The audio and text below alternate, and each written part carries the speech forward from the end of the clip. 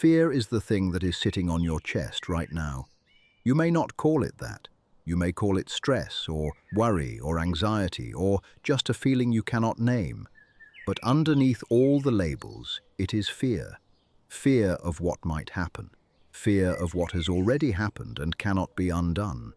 Fear of what tomorrow will bring. Fear of what the doctor will say. Fear of what the conversation will reveal. Fear of losing what you have. Fear of never getting what you need. Fear of being seen. Fear of being overlooked. Fear of the silence that comes when the distractions stop and the only voice left is the one that says, "Something is wrong. Something is going to go wrong, and there is nothing you can do about it." Fear is not a small thing. It is not an inconvenience. It is a thief. It steals sleep. It steals peace. It steals presence. It steals the ability to enjoy the moment you are actually in, because you are too busy living in a moment that has not arrived. Fear makes the future feel like a threat, and the present feel like a holding cell. It tightens the chest. It clenches the jaw. It shortens the breath. It narrows the vision until the only thing you can see is the thing you are afraid of. And everything else, the beauty, the goodness, the provision, the love, fades into the background. And fear lies. That is the most important thing to understand about it. Fear presents itself as a protector. It says, "I am keeping you safe. I am keeping you alert. I am making sure you are prepared for the worst." But fear does not protect. It paralyzes. It does not prepare you for the worst. It makes you live the worst before it happens. It does not keep you safe. It keeps you imprisoned in a cell made of what-ifs and worst-case scenarios, and the relentless, exhausting conviction that catastrophe is not just possible, but inevitable. Maybe the fear you are carrying tonight has a name, a diagnosis you have been dreading, a conversation that cannot be postponed any longer, a financial crisis that has been tightening its grip for months, a relationship that is crumbling and you do not know how to stop it, a decision that has no clear right answer and the clock is ticking. That kind of fear, the named kind, is in some ways the easiest to address because at least you can see what you are dealing with. The enemy has a face, the threat has a shape, but maybe the fear you are carrying tonight does not have a name. It is more like a fog than a figure, a general sense of dread that sits underneath everything you do without attaching itself to any particular thing. A low hum of anxiety that is always present, like a background noise you have stopped consciously hearing, but that is wearing you down moment by moment. The unnamed fear is harder to fight because there is nothing specific to address. You cannot talk yourself out of a feeling that has no clear cause.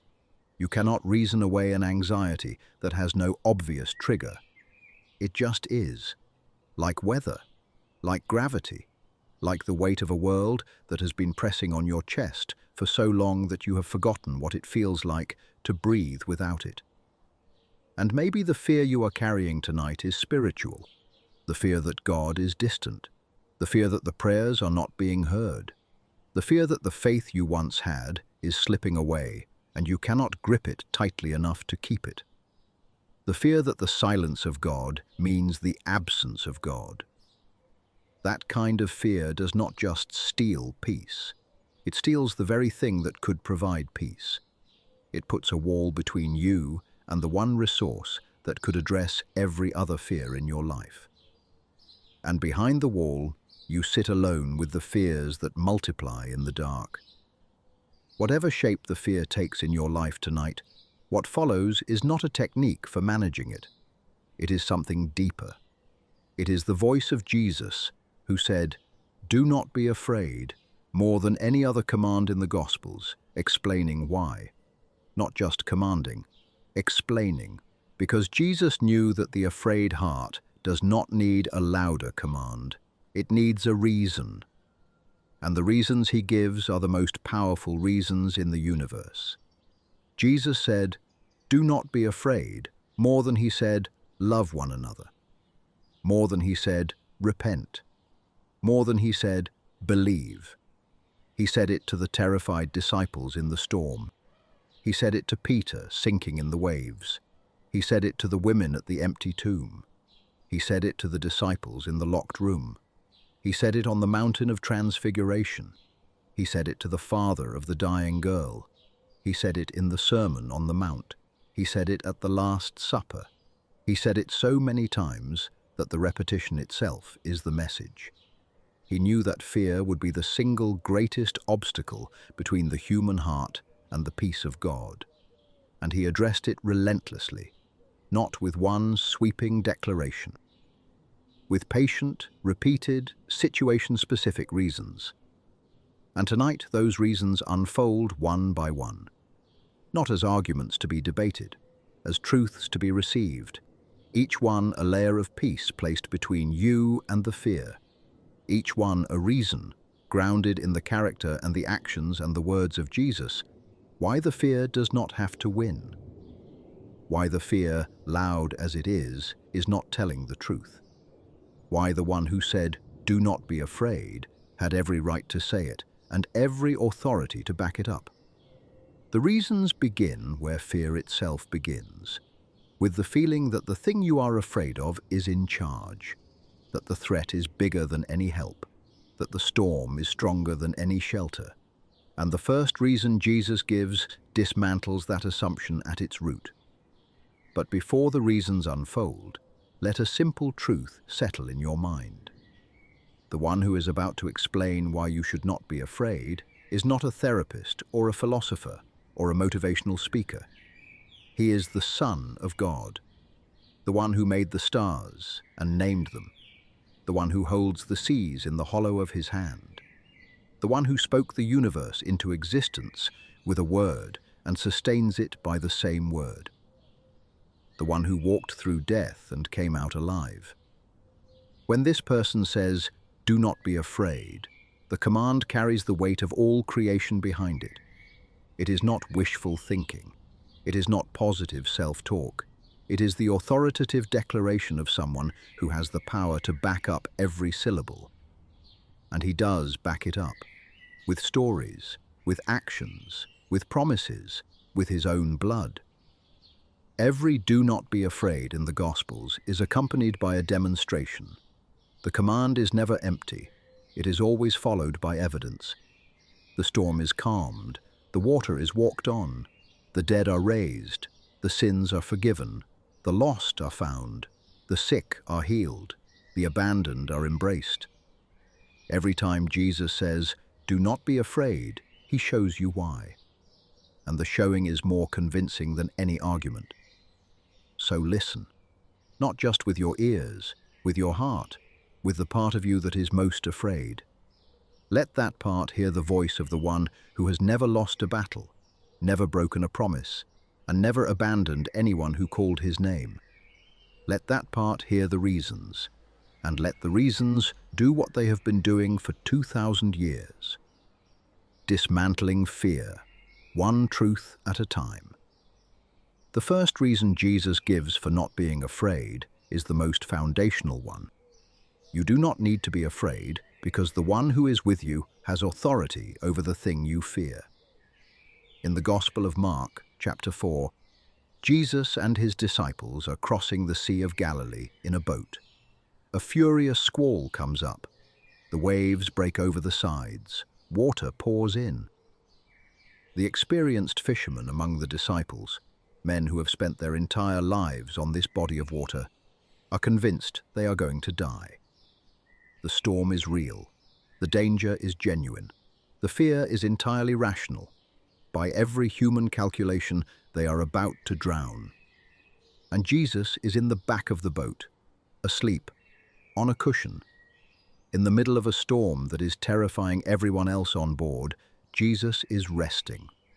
Not because he does not care, because he is not afraid. His peace is not dependent on the weather. It is rooted in something the storm cannot reach, the unshakable relationship between the Son and the Father. The disciples wake him. "Teacher, don't you care if we drown?" The question is raw. It is the kind of thing you say to God at 3 in the morning, when the anxiety is at its peak and the silence of heaven feels like indifference. Don't you care? I am going under. The waves are too high. I cannot see the shore. And you seem to be sleeping through the whole thing. Jesus stands up. He looks at the storm, and he says, "Quiet, be still." 2 words, not a prayer, not a plea, a command, spoken with the authority of someone who made the wind and the waves and is not for a moment intimidated by what he made. And the wind dies, the waves flatten. A dead calm settles over the water.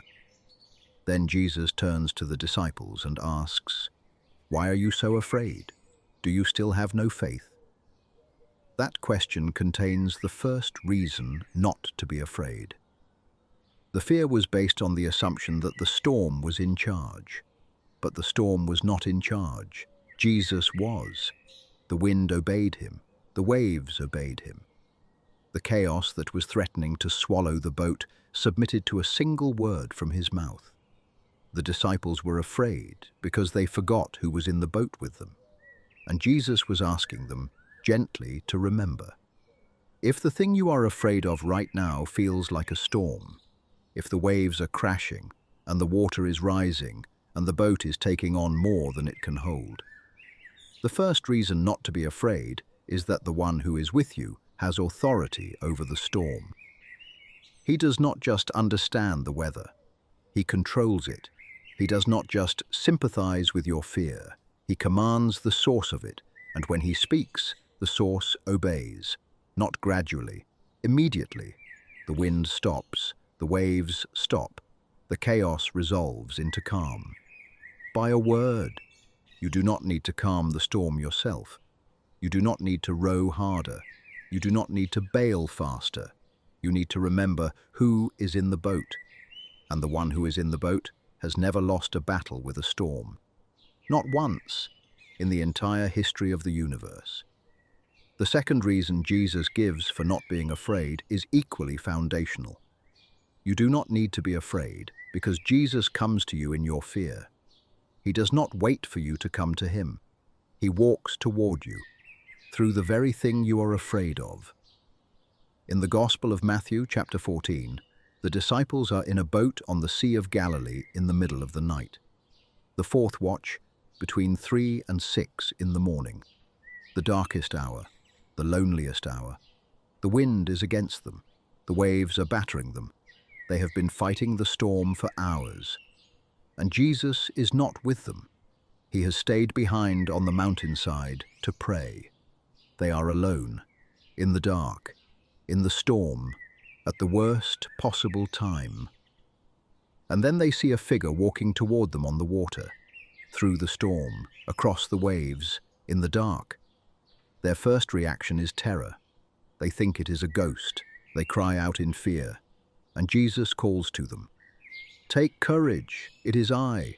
Don't be afraid." Take courage, it is I. Don't be afraid. 3 statements that dismantle the fear from 3 different angles. Take courage, because what is coming toward you is not a threat. It is I, the one who sent you across the lake in the first place. Don't be afraid, because the one walking on the waves is the one who controls the waves. Jesus walks on water. He walks on the surface of the very thing that is threatening to sink the boat. The storm is beneath his feet. The waves are his floor. The thing that is the disciples' greatest danger is the surface Jesus uses to reach them. And he reaches them not from the safety of the shore, but through the middle of the storm. He comes to them, in the dark, in the wind, in the waves. He does not wait for the storm to end. He walks through it. To them, that is the second reason not to be afraid. The fear says, you are alone in the storm. Jesus says, he is walking toward you. The fear says, no one is coming. Jesus says, take courage, it is I. The fear says, the darkness is impenetrable. Jesus walks through it as if it were daylight. The fear says the waves are too high. Jesus walks on top of them. Whatever you are afraid of right now, it is not an obstacle to Jesus. It is a surface he walks on. The very thing that threatens to overwhelm you is the thing he has already placed beneath his feet. And he is coming toward you, right now, not in the future, now, through the dark, through the waves, through the fear itself. And when he arrives, and he will arrive, the first thing he will say is what he always says. Don't be afraid. Peter from the boat says, "Lord, if it's you, tell me to come to you on the water." And Jesus says, "Come." And Peter gets out of the boat and walks on the water toward Jesus. For a few stunning seconds, Peter does the impossible. His eyes are on Jesus, and his feet are on the waves, and the storm does not matter. Then Peter looks at the wind. He sees the waves. He takes his eyes off Jesus and puts them on the storm, and he begins to sink. And his prayer is 3 words: "Lord, save me." The shortest, most desperate, most honest prayer in the New Testament. And immediately, Jesus reaches out his hand and catches him. Immediately. Not after a pause, not after a lecture. Immediately. The hand of Jesus catches the sinking man, before the water closes over his head, before the fear wins. If you are sinking right now, if the fear has pulled your eyes from Jesus onto the storm and you are going under, the hand is reaching. Right now, before you finish this thought, before the water rises another inch, the hand of Jesus, the same hand that calmed the storm, is extended toward you. And his response time is immediate. You do not have to clean up your faith before he catches you. You do not have to formulate a perfect prayer. 3 words: "Lord, save me." That is enough. It has always been enough. Because the saving was never about the quality of your prayer. It was about the strength of his grip. And the third reason Jesus gives for not being afraid is one of the most practical, most grounded, most human explanations of why fear does not need to control your life. It is found in the Sermon on the Mount, in the Gospel of Matthew, chapter 6, and it is not a mystical truth or a complicated theological argument. It is an observation about birds and flowers, and it is devastating in its simplicity. Therefore, I tell you, do not worry about your life, what you will eat or drink, or about your body, what you will wear. Is not life more than food, and the body more than clothes? Do not worry about your life. Jesus names the fear directly. Worry, the fear of not having enough, the fear of not being provided for, the fear that the future holds scarcity rather than sufficiency. And he does not dismiss the fear as irrational. He redirects it. He points to something outside the fear and says, "Look at this, and then tell me if the fear still makes sense. Look at the birds of the air. They do not sow or reap or store away in barns, and yet your heavenly Father feeds them. Are you not much more valuable than they?" The birds. They are out there right now, tucked into nests, resting on branches, settled into the night without a single contingency plan. They did not harvest today. They did not check their account balances. They did not set an alarm for tomorrow's foraging. They simply lived within the provision of a Father they do not even know they have. And they were fed, every single one of them, without exception, without fail. And Jesus asks a question that cuts through the worry like a blade through fog. Are you not much more valuable than they? The logic is airtight. If the God who sustains sparrows, who notices when a single one falls to the ground, who has numbered every feather on every bird in the sky, if that God feeds them without their asking, how much more will he care for you? You who are made in his image. You who are the crown of his creation. You who are worth more to him than the entire created order. If the birds are provided for, you are provided for more. The fear of not having enough is a lie that collapses under the weight of a single sparrow being fed. And why do you worry about clothes? See how the flowers of the field grow. They do not labor or spin. Yet I tell you that not even Solomon in all his splendor was dressed like one of these. If that is how God clothes the grass of the field, which is here today and tomorrow is thrown into the fire, will he not much more clothe you, you of little faith? The flowers do not strain to be beautiful. They do not research the latest trends. They do not worry about whether they will be adequate. They simply grow. In the soil God placed them in. Under the sky God made for them. With the colors God painted on them. And the result is a beauty that surpasses the richest king in human history.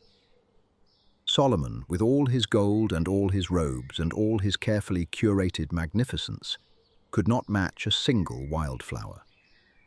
Because the beauty of the flower is not produced by effort. It is produced by the care of the gardener. And the gardener who tends the flowers tends you. So do not worry saying, "What shall we eat?" or "What shall we drink?" or "What shall we wear?" For the pagans run after all these things, and your heavenly Father knows that you need them. Your heavenly Father knows. He already knows. The thing you are afraid of tonight, the bill, the diagnosis, the conversation, the decision, the unknown that is sitting in the dark like a crouching animal. He knows, before you name it, before you pray about it, before it takes shape in your mind as a fully formed anxiety. He knows, and the knowing is not passive. It is the knowing of a father who has already made provision for the need his child has not yet articulated. But seek first his kingdom and his righteousness, and all these things will be given to you as well. Seek first, not seek only, not seek at the expense of all responsibility. Seek first, before the fear takes hold, before the worry spirals, before the anxiety becomes the loudest voice in the room. Seek the kingdom, seek the presence of God. And the rest, the food, the clothes, the provision, the things you need to survive, and more will be given. Not because you ignored them, because you prioritized the one who provides them. Therefore do not worry about tomorrow, for tomorrow will worry about itself. Each day has enough trouble of its own. Tomorrow can worry about itself. That sentence is almost gently humorous. It is Jesus saying, tomorrow has its own problems, and it can handle them when they arrive. But they have not arrived yet. And the energy you are spending on them right now is energy that could be used for the things that are actually in front of you today. Tomorrow does not need your worry tonight. Tomorrow needs you rested, at peace, and connected to the Father who will provide for tomorrow the same way he provided for today. And the way to get there is not to solve tomorrow's problems tonight. It is to release them into the hands of the one who has already seen tomorrow and has already made provision for everything it holds. That is the third reason not to be afraid. Because the Father who feeds the birds and clothes the flowers and knows what you need before you ask is the same Father who will provide for you. Not because you earned it, because you are his, and his provision does not depend on your worry. It depends on his faithfulness, and his faithfulness does not fail. And the fourth reason Jesus gives for not being afraid is perhaps the most direct, most personal, most intimate of all. It is found in the Gospel of John, chapter 14, on the last night of his life. He is sitting with his disciples in the upper room. He knows what is coming: the arrest, the trial, the cross, the abandonment, and his concern is not for himself. It is for the people he is about to leave behind. He does not want them to be afraid, so he gives them something the fear cannot touch. Peace I leave with you, my peace I give you. I do not give to you as the world gives. Do not let your hearts be troubled, and do not be afraid. My peace I give you, not a generic peace, his peace. The specific, tested, unshakable peace of someone who is about to walk through the worst thing the world can offer and come out the other side holding nothing but love. The peace that allowed him to sleep in a storm. The peace that kept him silent before Pilate. The peace that enabled him to pray for his enemies while they were killing him. That specific peace, forged in the furnace of the deepest suffering and the most complete trust, is what he gives to you, tonight, as a gift. I do not give to you as the world gives. The world's peace is contingent. It exists when things are going well. It evaporates the moment the circumstances shift. You get a good report from the doctor, and the peace is there. You get a bad one, and the peace vanishes. You pay the bills, and the peace holds. An unexpected expense arrives, and the peace crumbles. The world's peace is built on sand. Every wave threatens it. Every storm destroys it. But the peace of Jesus is built on rock. It does not depend on the circumstances being favorable. It depends on the character of the one who gives it. And his character does not change with the weather, the economy, the diagnosis, or the news cycle. His peace holds because he holds, and he never lets go. Do not let your hearts be troubled and do not be afraid. He says it at the beginning of the passage and at the end, bracketing everything else he says with this single, essential truth. Do not be afraid, not because there is nothing to be afraid of, because the one who loves you has already prepared for everything the fear is warning you about. His peace is the preparation, his presence is the provision, and his promise is the permanence. And the fifth reason Jesus gives for not being afraid is found later in the same evening, in the Gospel of John, chapter 16, verse 33. It is the last thing Jesus says before he prays his great prayer of John 17. And it is the most comprehensive declaration of victory in the entire New Testament. I have told you these things, so that in me you may have peace.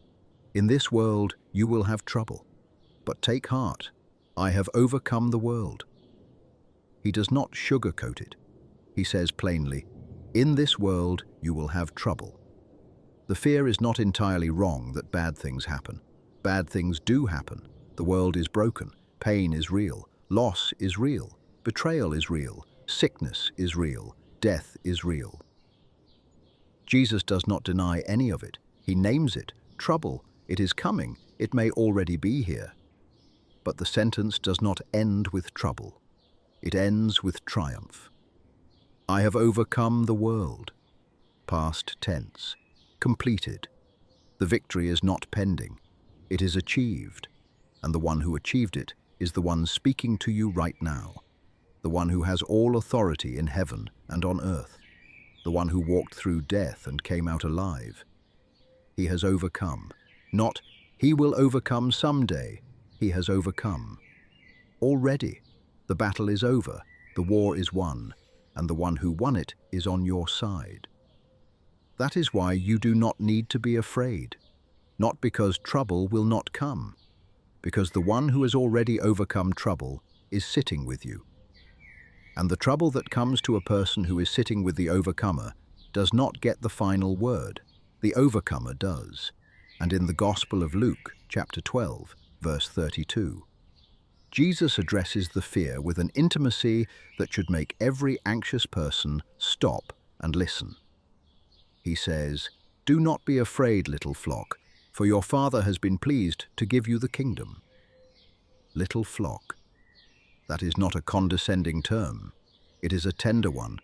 It is the way a shepherd speaks to the sheep he loves, acknowledging their smallness, acknowledging their vulnerability, and then immediately reassuring them.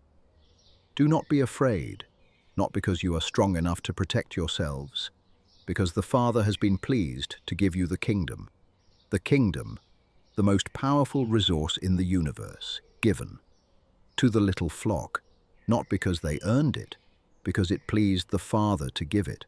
The fear says you are small and the world is large and the threats are overwhelming. Jesus says you are small, yes, but the kingdom that has been given to you is larger than every threat combined. The smallness is not the problem. The kingdom is the solution, and the kingdom has already been given. You are not waiting for it. You are standing in it, right now. And the resources of the kingdom are available to every member of the little flock, including you, including tonight. And the sixth reason Jesus gives for not being afraid goes to the heart of one of the deepest fears there is. The fear of being unprotected, the fear that no one is watching out for you, the fear that when the wolf comes, you will face it alone. In the Gospel of John, chapter 10, Jesus calls himself the Good Shepherd. And the distinguishing mark of the Good Shepherd is not his wisdom or his eloquence or his theological precision. It is his willingness to die. I am the Good Shepherd, he says. The Good Shepherd lays down his life for the sheep. A hired hand, when the wolf comes, runs away. He abandons the flock because the flock is not his. He calculates the cost and decides the risk is not worth it. But the Good Shepherd does not run. He stands between the flock and the threat. He puts his body between the wolf and the sheep, and if necessary, he dies. Not because he was overpowered, because he chose to. I am the Good Shepherd. I know my sheep and my sheep know me.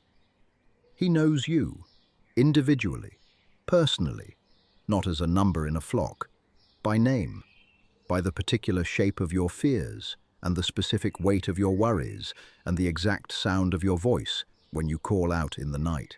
He knows, and the knowing is not clinical.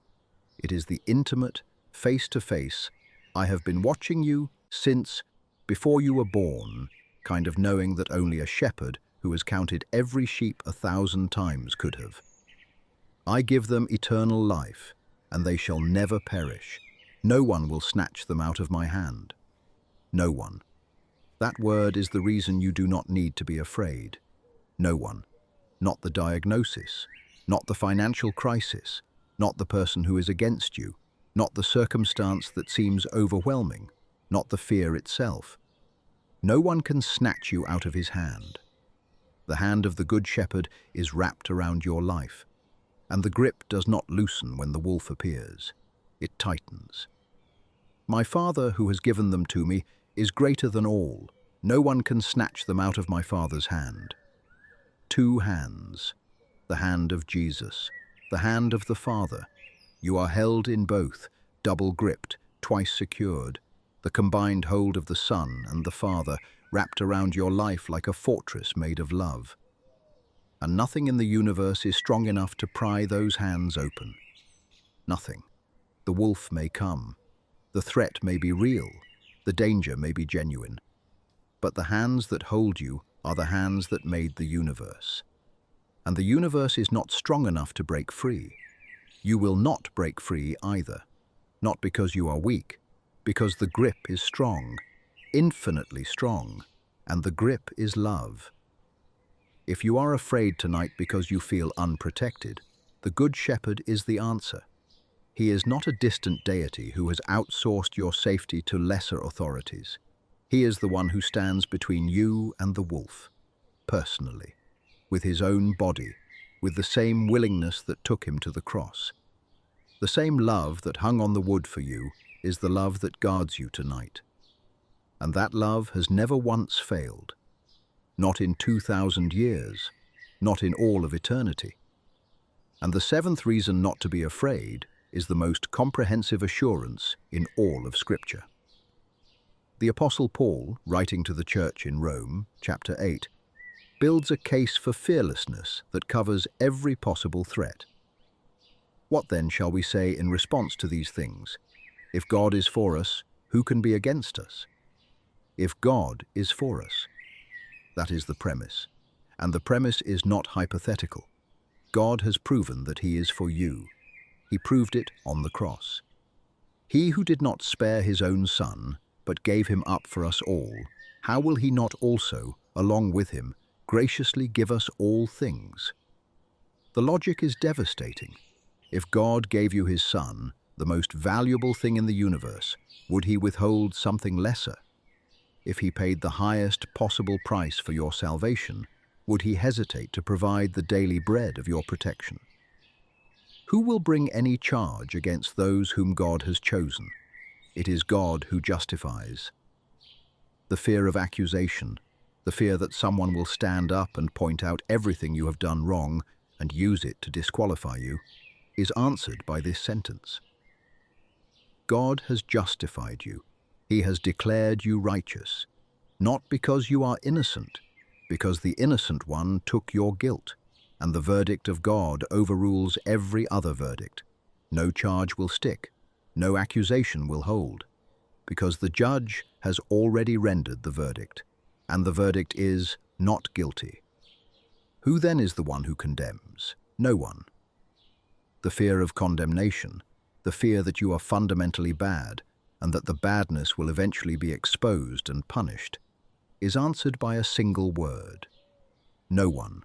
No one condemns, not because the sin was not real, because the punishment has already been endured by Christ Jesus, who died, who was raised to life, who is at the right hand of God, and who is interceding for you. Who shall separate us from the love of Christ?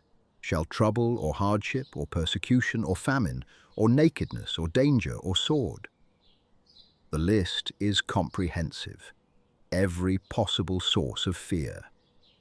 And the answer is no. None of them. Not the trouble you are in right now. Not the hardship that has been grinding you down. Not the persecution that makes you feel targeted. Not the famine of resources or relationships or hope. Not the exposure of your vulnerability. Not the danger that is real and present and not going away. Not even violence. No, in all these things we are more than conquerors through him who loved us. More than conquerors, not barely surviving, not hanging on by a thread, more than conquerors. And the more than is not about your ability, it is about his love, through him who loved us.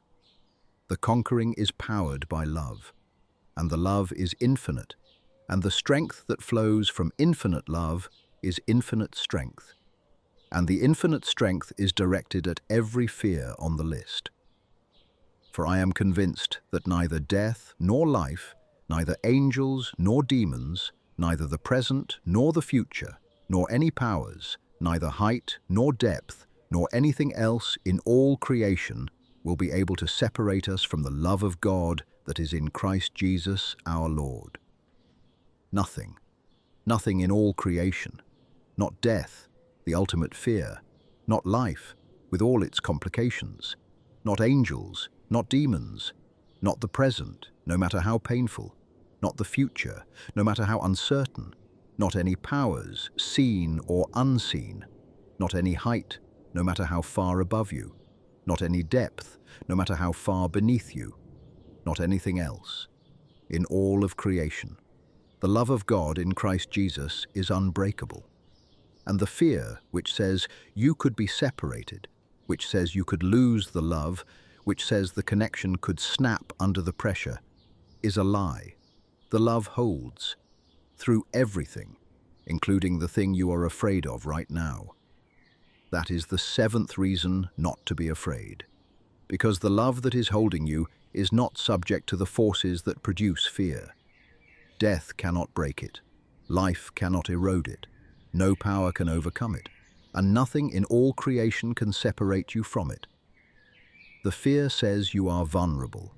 The love says you are invincible, not in yourself, in him, in the love, in the grip that no force in the universe can pry open. And the eighth reason not to be afraid is the promise that addresses the most primal fear of all. The fear of being alone, the fear of abandonment, the fear that when the crisis comes, when the darkness falls, when the bottom drops out, you will be standing there by yourself with no one beside you. The writer of Hebrews, chapter 13, verse 5, says, "Never will I leave you, never will I forsake you." The original language uses a double negative for emphasis. It is the strongest possible way to say, I will not. I will absolutely, positively, under no circumstances, for any reason, at any time, in any place, under any condition, leave you. Never. People leave. That is one of the hardest truths of human existence. The people who promise to stay eventually go. The friend who said they would always be there drifts away. The partner who made vows breaks them. The parent who was supposed to protect lets you down. People leave. And every time they do, the fear of being left grows a little larger, until the fear itself becomes a wall that keeps people at a distance, because the closer they get, the more it will hurt when they inevitably go. But Jesus is not people. He does not leave. He cannot leave. It is against his nature. The same way fire cannot stop being hot and water cannot stop being wet, Jesus cannot stop being present. His presence is an expression of his character, and his character does not change. He is the same yesterday, today, and forever. And the same includes his presence. The same includes his never leaving. The same includes the promise that has never once been broken in the entire history of the universe. And the writer of Hebrews adds in verse 6 the response that the promise enables. So we say with confidence, "The Lord is my helper. I will not be afraid. What can mere mortals do to me?" The confidence is not self-generated. It is promise-generated. Because the Lord has promised not to leave, we can say with confidence that we will not be afraid. The confidence comes from the promise. The fearlessness comes from the confidence. And the promise comes from the one who has never broken a single promise he has ever made. And these promises are not abstract theological concepts. They are lived realities in the stories of the Gospels. Every time Jesus encountered someone who was afraid, he demonstrated the reasons not to fear by meeting the fear with his presence, his authority, and his compassion. The leper in the Gospel of Mark, chapter 1, was afraid of rejection. He had been rejected by everyone. His disease had made him untouchable, unclean, unwelcome in every gathering of human beings. And when he came to Jesus, his prayer was drenched in the fear that even Jesus would turn him away. "If you are willing," he said, "you can make me clean." If you are willing. As if to say, I know you have the power, but do you have the desire? Am I worth it to you? Would someone like me be too much, too contaminated, too far gone for you to reach? And Jesus, filled with compassion, reached out his hand and touched him.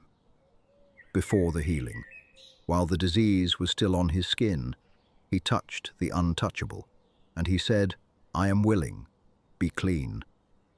The fear of rejection was answered by a touch. The fear that no one would be willing was answered by the words, "I am willing."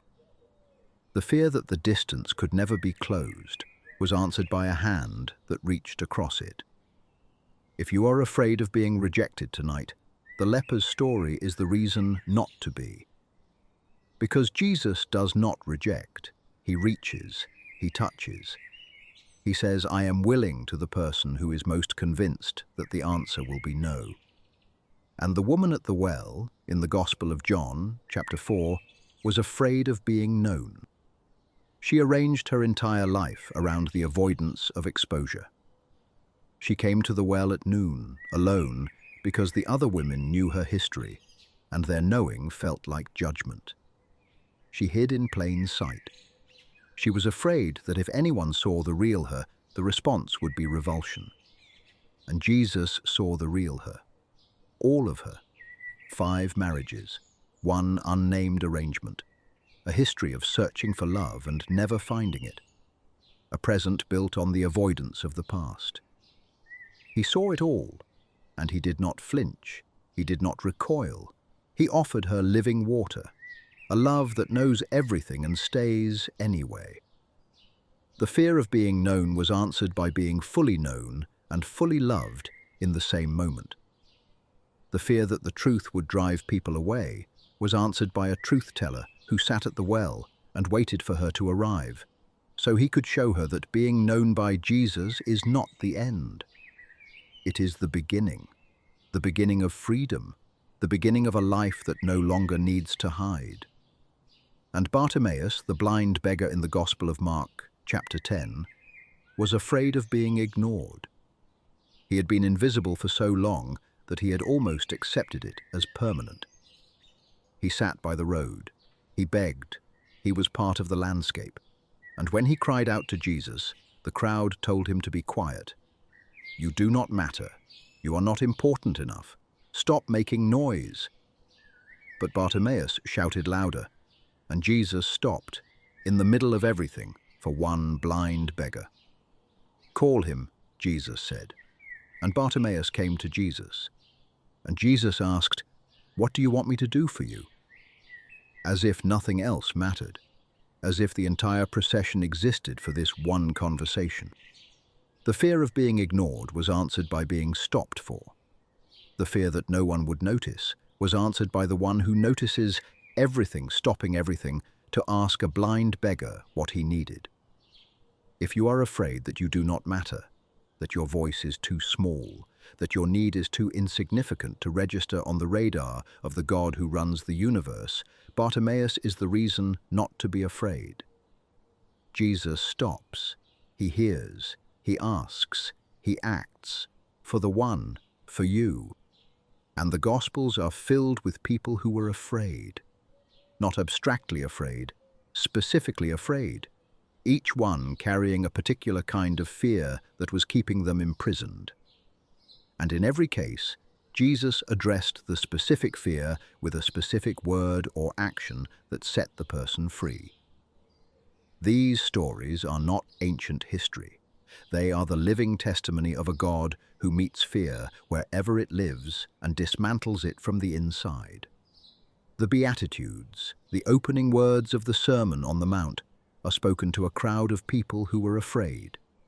Not the powerful, not the confident, the poor in spirit, the mourning, the meek, the hungry and thirsty for righteousness.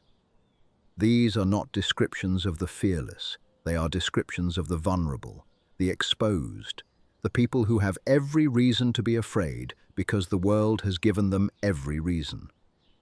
And Jesus looks at them and says, one by one, "Blessed. Blessed are the poor in spirit, for theirs is the kingdom of heaven." The fear of spiritual bankruptcy, the fear that you have nothing to offer God and therefore nothing to receive from God, is answered by the kingdom itself. The kingdom belongs to the poor in spirit, not the spiritually wealthy, the bankrupt, the ones who stand before God with empty hands and say, "I have nothing." Jesus says, the kingdom rushes to fill those empty hands. The fear of having nothing is met by the gift of having everything. Blessed are those who mourn, for they will be comforted. The fear that grief will swallow you, that the loss will be the end of the story, that the mourning will never lift, is answered by a specific promise. Comfort, not a platitude, a presence. The comfort of God is not a warm feeling. It is the warm presence of someone who has wept at tombs and raised the dead and who stands in the midst of your grief and says, "This is not the end. Blessed are the meek, for they will inherit the earth." The fear of being trampled, of being pushed aside, of being too gentle for a world that rewards aggression, is answered by an inheritance. The earth, all of it, given to the meek, not the violent, not the powerful, the gentle. The ones who are too afraid to fight for their place are the ones who receive the largest gift. Blessed are those who hunger and thirst for righteousness, for they will be filled. The fear that the ache inside you will never be satisfied, that the longing for something true and right will go unfulfilled forever, is answered by a promise of filling. The hunger itself is the proof that the food exists, and the food is on its way. Blessed are the merciful, for they will be shown mercy. The fear that the mercy you extend will not be returned, that your generosity will be exploited, that the grace you give will leave you depleted, is answered by a cycle. Mercy returns. It flows back to the one who sent it out. and the returning is guaranteed by the one who makes the promise. Blessed are the pure in heart, for they will see God. The fear that God is invisible, that the silence of heaven means the absence of God, that the longing to see him will never be fulfilled, is answered by a promise of sight. You will see God, not in the abstract, personally, in the quiet, in the stillness, in the moments when the noise stops and the heart is clear and the eyes of faith look past the visible and see the one who has been there all along. Blessed are the peacemakers, for they will be called children of God. The fear that your efforts to make peace are futile, that the conflicts are too deep, that the world is too broken for reconciliation, is answered by an identity. Children of God. The peacemakers carry the family resemblance of the one who made peace at the cost of his own blood. And the identity is stronger than the fear, because the identity was given by God. And what God gives, no fear can take away. Blessed are those who are persecuted because of righteousness, for theirs is the kingdom of heaven.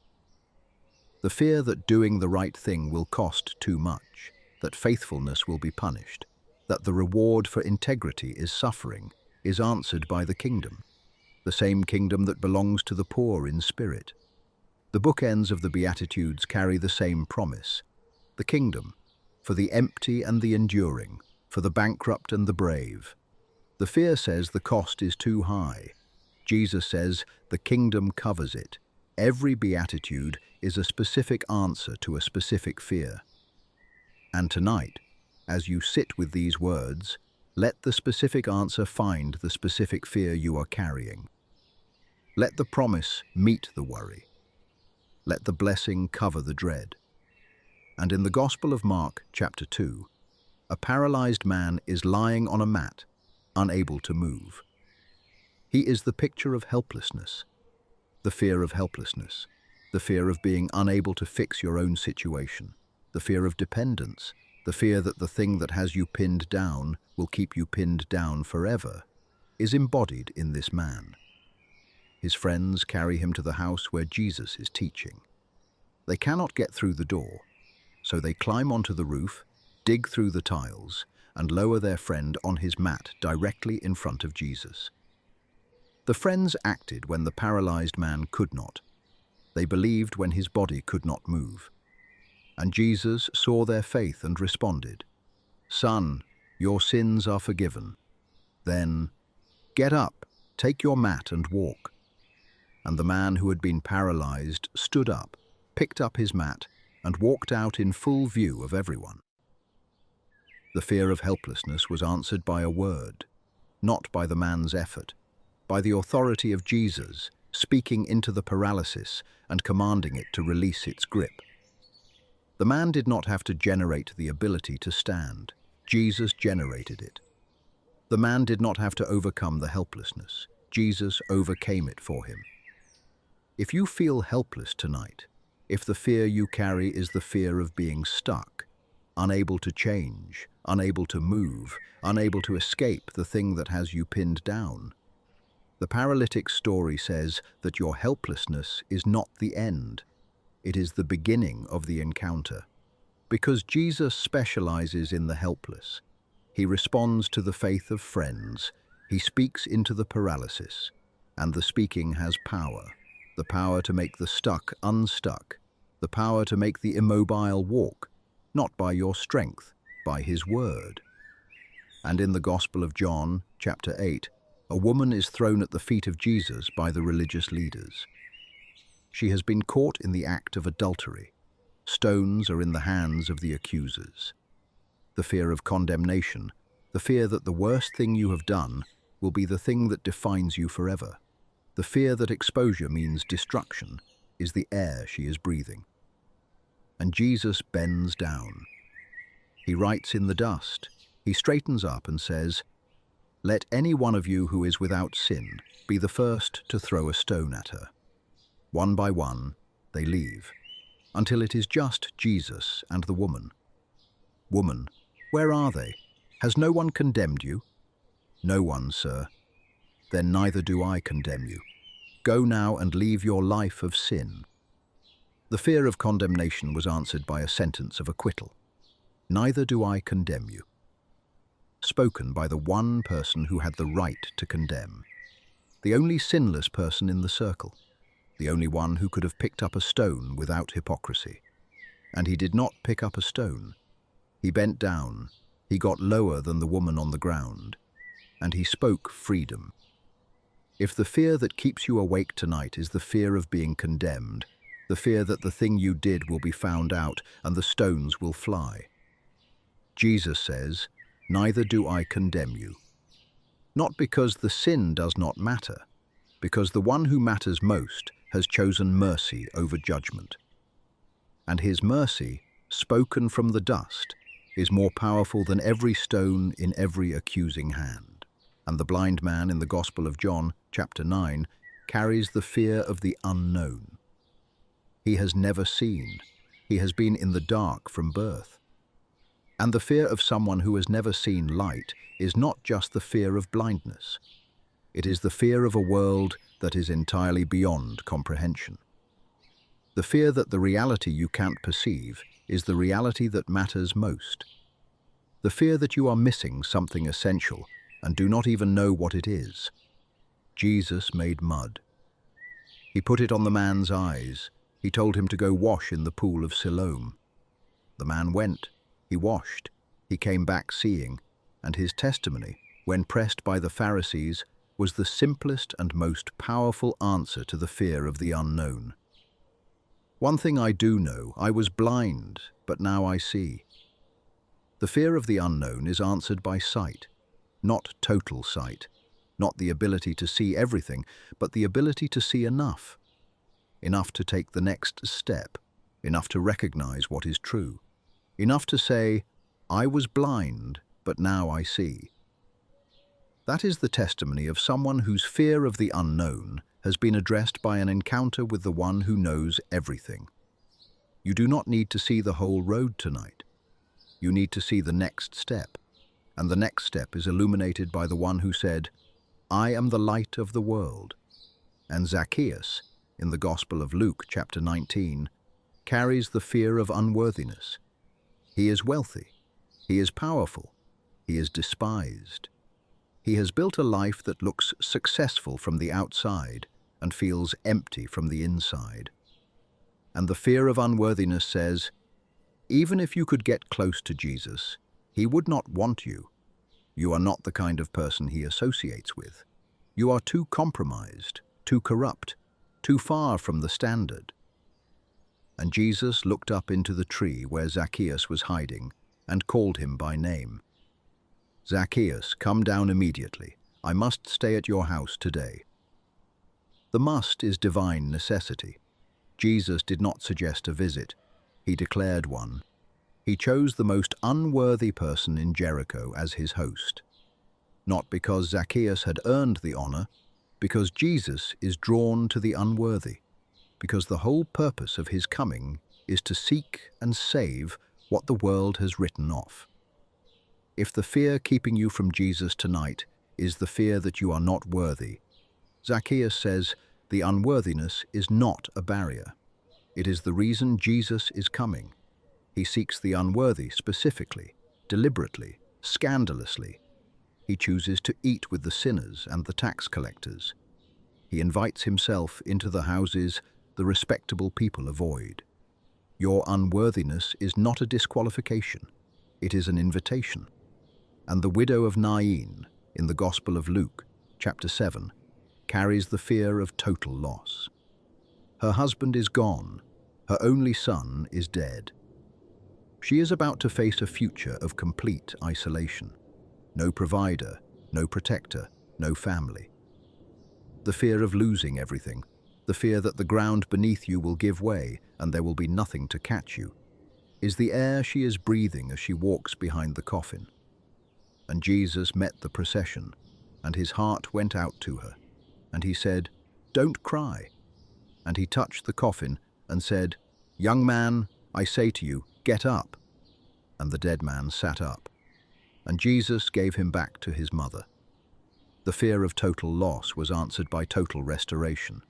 Not gradually, immediately. The dead son was alive. The empty future was full. The isolation was replaced by reunion. And the one who made it happen was the one whose heart was moved by a mother's grief. If the fear in your heart tonight is the fear that you will lose everything, the widow of Nain says that the one who restores has more power than the one who takes away.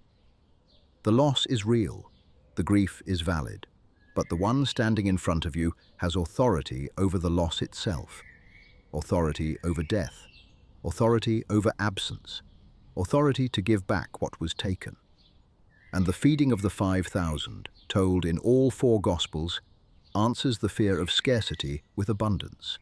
5 loaves, 2 fish, 5,000 men plus families. The math does not work. The resources are laughably insufficient. The fear of not having enough, the fear that what you are holding is not equal to what is ahead, is the dominant emotion in the crowd. And Jesus takes the 5 and the 2. He gives thanks. He breaks the bread. He distributes. And everyone eats until they are full. And there are 12 baskets of leftovers, more than they started with. The fear of scarcity was answered by multiplication. The not enough became more than enough, not by the crowd's effort, by the blessing of Jesus. The fear says, what you have is insufficient. Jesus says, what you have offered to me is more than sufficient. The fear counts the loaves. Jesus multiplies them. The fear measures the gap. Jesus fills it, and the filling is not tight. It overflows. 12 baskets, more abundance after the miracle than before. If you are afraid tonight because what you have is not enough, the 5 loaves and 2 fish are the answer. Bring what you have. Open your hands. Let Jesus bless it. And watch the not enough become the reason for 12 baskets of leftovers. Because in the hands of Jesus, insufficiency is not a problem. It is the starting material for a miracle. And the stories of the Gospels, when read through the lens of fear, reveal that every encounter Jesus had with a broken person was an encounter with fear. And every response Jesus gave was a response to fear. The fear may not always be named in the text, but it is always there, underneath the paralysis and the bleeding and the blindness and the sin and the guilt and the grief. Fear. And Jesus, in every case, addresses the fear before he addresses anything else. The prodigal son, in the Gospel of Luke, chapter 15, carried a specific kind of fear that keeps more people from God than almost any other. The fear of going back, the fear that the door is closed, the fear that the Father's love has been used up, the fear that what you squandered can't be restored, and what you broke cannot be repaired, and the person you became in the far country is the person you will be forever. The son had taken everything. He had spent everything. He had ended up feeding pigs, the lowest possible position for a Jewish man, and he was so hungry he wanted to eat the pig food. He had hit the absolute bottom. And from the bottom, he looked up and remembered his father's house. And the memory produced a fear that was almost worse than the hunger. The fear of facing his father. The fear that the man who gave him everything and watched him walk away with it would not want him back. He prepared a speech. "Father, I have sinned against heaven and against you. I am no longer worthy to be called your son. Make me like one of your hired servants." The speech was a defense mechanism, a way of lowering expectations, a way of managing the rejection he was certain was coming. If he came back as a servant, the disappointment would be less. If he came back with no pretense of belonging, the refusal would sting less. But the father did not wait for the speech.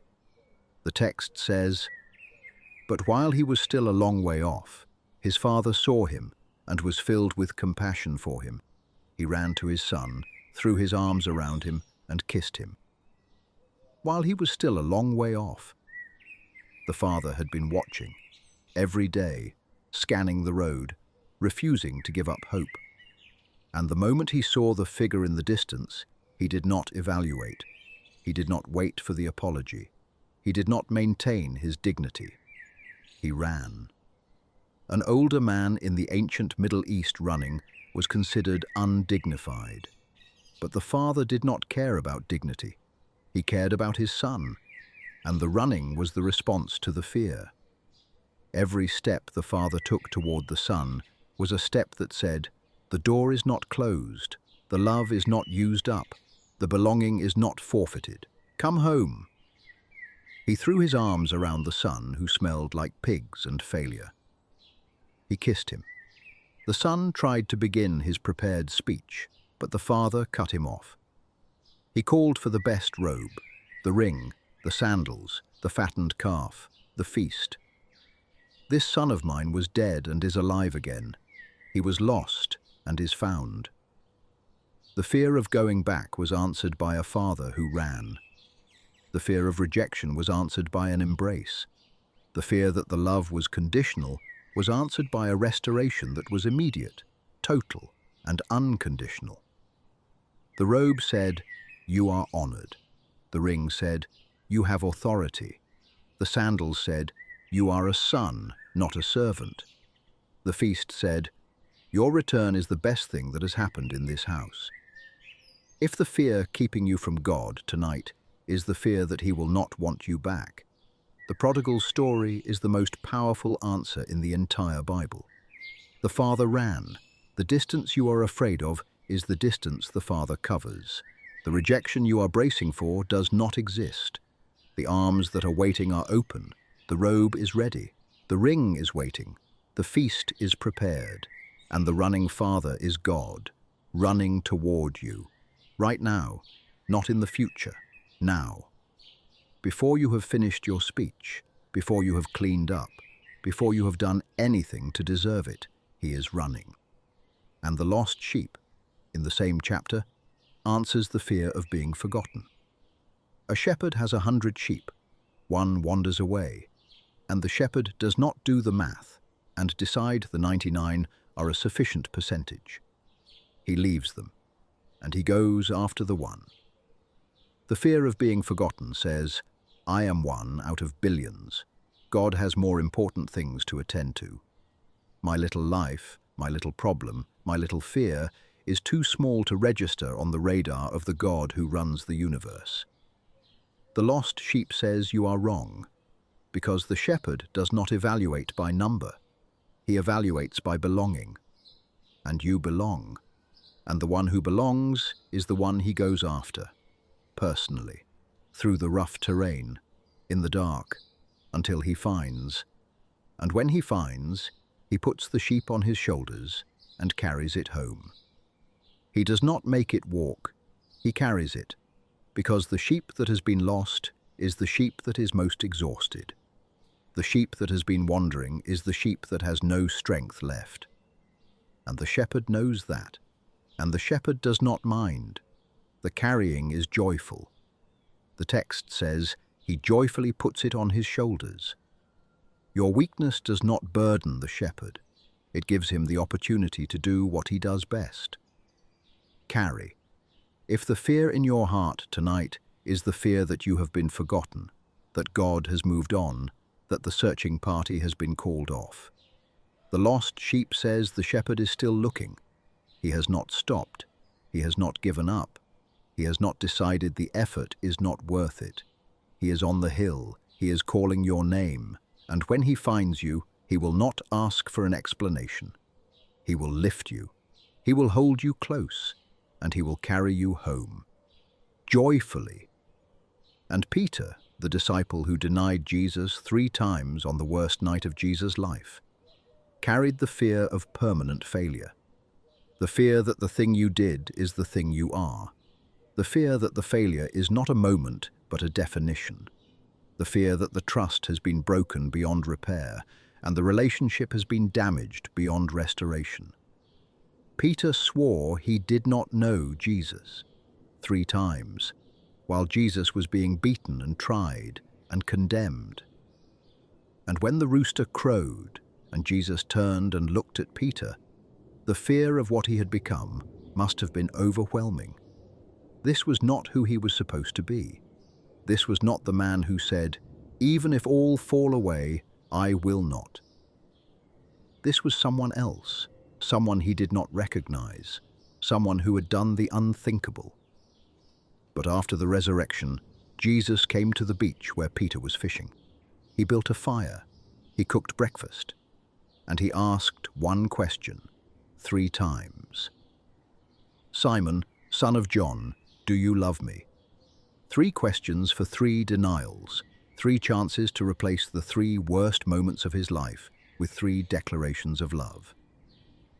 And each time Peter said yes, and each time Jesus said, "Feed my lambs, take care of my sheep, feed my sheep." Not punishment, commission, not demotion, the highest possible assignment. The man who failed most spectacularly was entrusted with the most important job in the early church. The fear of permanent failure was answered by a breakfast on the beach. The fear that the trust was broken was answered by a commission that said, "I am entrusting you with more, not less, than I did before." The fear that the relationship was over was answered by a charcoal fire and fish and bread and the quiet, unhurried restoration that only Jesus can provide. If the fear in your heart tonight is the fear that your failure has disqualified you, Peter's story says it has not. It has not disqualified you from the love of Jesus.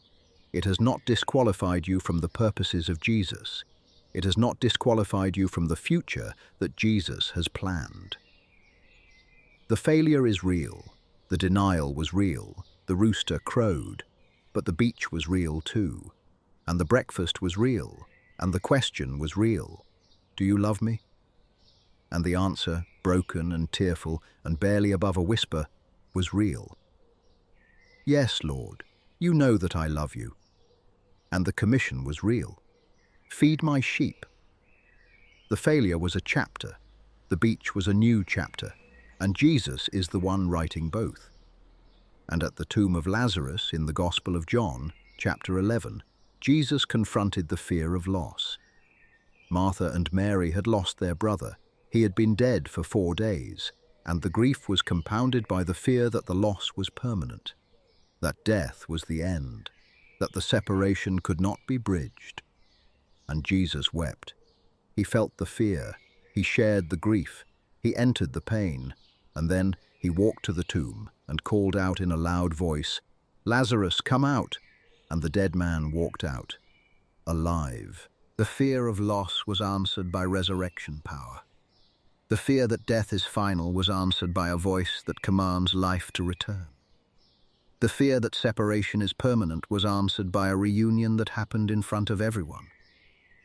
And Thomas, who missed the first resurrection appearance, and said he would not believe unless he saw the wounds, carried the fear of doubt, the fear that the thing that seems too good to be true is too good to be true. The fear that if you let yourself believe and the believing turns out to be wrong, the disappointment will destroy what is left of you. Jesus came back. A week later. For Thomas specifically. He showed him the hands, he showed him the side. He said, "Stop doubting and believe." And Thomas said, "My Lord and my God." The fear of doubt was answered by evidence, not demanded with anger, offered with patience. The fear that the believing would be foolish was answered by the presence of the risen Christ, standing in the room, extending his wounds as proof. The doubt was not the end. It was the doorway to the deepest confession of faith in the entire gospel. And the woman who anointed Jesus with perfume in the Gospel of Luke chapter 7 carried the fear of vulnerability. The fear that opening yourself up, pouring everything out, being seen in your rawest, most unguarded state, will result in rejection. She came into the Pharisee's house uninvited. She stood behind Jesus and wept. Her tears fell on his feet. She wiped them with her hair. She kissed his feet. She poured expensive perfume on them. It was the most vulnerable, most exposed, most emotionally uncontrolled act of devotion in the Gospels. The Pharisee was disgusted, but Jesus received her. He let her weep, he let her touch, he let her pour. And he said, her many sins have been forgiven, as her great love has shown. Your faith has saved you. Go in peace. The fear of vulnerability was answered by reception. The fear that the real you would be rejected was answered by the real you being honored. The fear that the pouring out would be too much was answered by the one who received it without flinching and called it love. And the children brought to Jesus, in the Gospel of Mark, chapter 10, carried the fear of being too small, too insignificant, too young, too unimportant. The disciples tried to send them away, but Jesus was indignant. Let the little children come to me, and do not hinder them, for the kingdom of God belongs to such as these. And he took them in his arms and blessed them. The fear of being too small was answered by an embrace. The kingdom belongs to the small. The arms of Jesus hold the insignificant. The blessing of God is spoken over the ones the world considers unworthy of attention. And the disciples on the road to Emmaus in the Gospel of Luke, chapter 24, carried the fear of hopelessness. The fear that the story is over, that the best thing has ended, that the future holds nothing but the long, grey aftermath of a hope that died. And Jesus walked with them through the hopelessness, at their pace, in their grief, teaching, explaining, opening the scriptures, and at the table he broke bread, and their eyes were opened, and the fear of hopelessness was replaced by burning hearts. Were not our hearts burning within us while he talked with us on the road? The fear of hopelessness was answered by a companion who walks with you through it, who does not fix it instantly, who teaches while you grieve, who opens the word while you walk in the wrong direction, and who reveals himself in the breaking of bread, in the ordinary, in the evening, in the moment when you thought all hope was gone. And the washing of the disciples' feet in the Gospel of John, chapter 13, answered the fear of unworthiness from a posture so humble that it defies comprehension.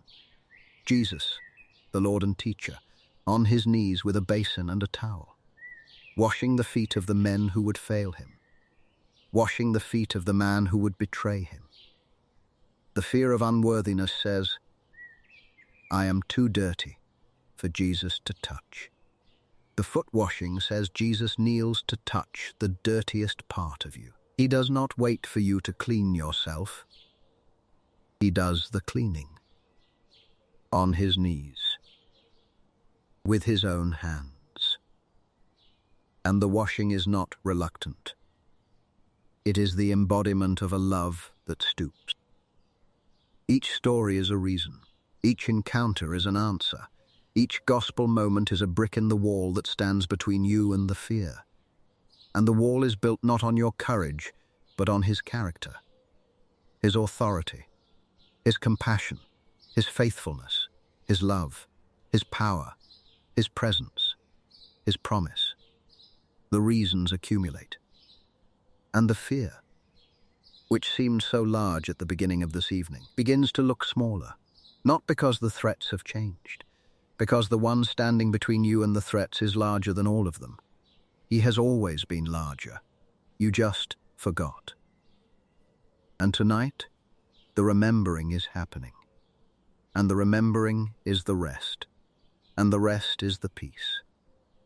And the peace is the gift of the one who said, with all the authority of heaven and earth behind the words, do not be afraid. And all of these reasons not to be afraid, the authority over the storm, the walking through the waves, the provision of the Father, the peace that is unlike the world's, the victory over the world, the shepherd's protection, the love that nothing can separate, the promise to never leave. All of them converge on a single event. The cross, because the cross is where every fear was faced, absorbed and defeated, not in theory, in the body and soul of Jesus Christ. On the cross, Jesus faced the fear of pain.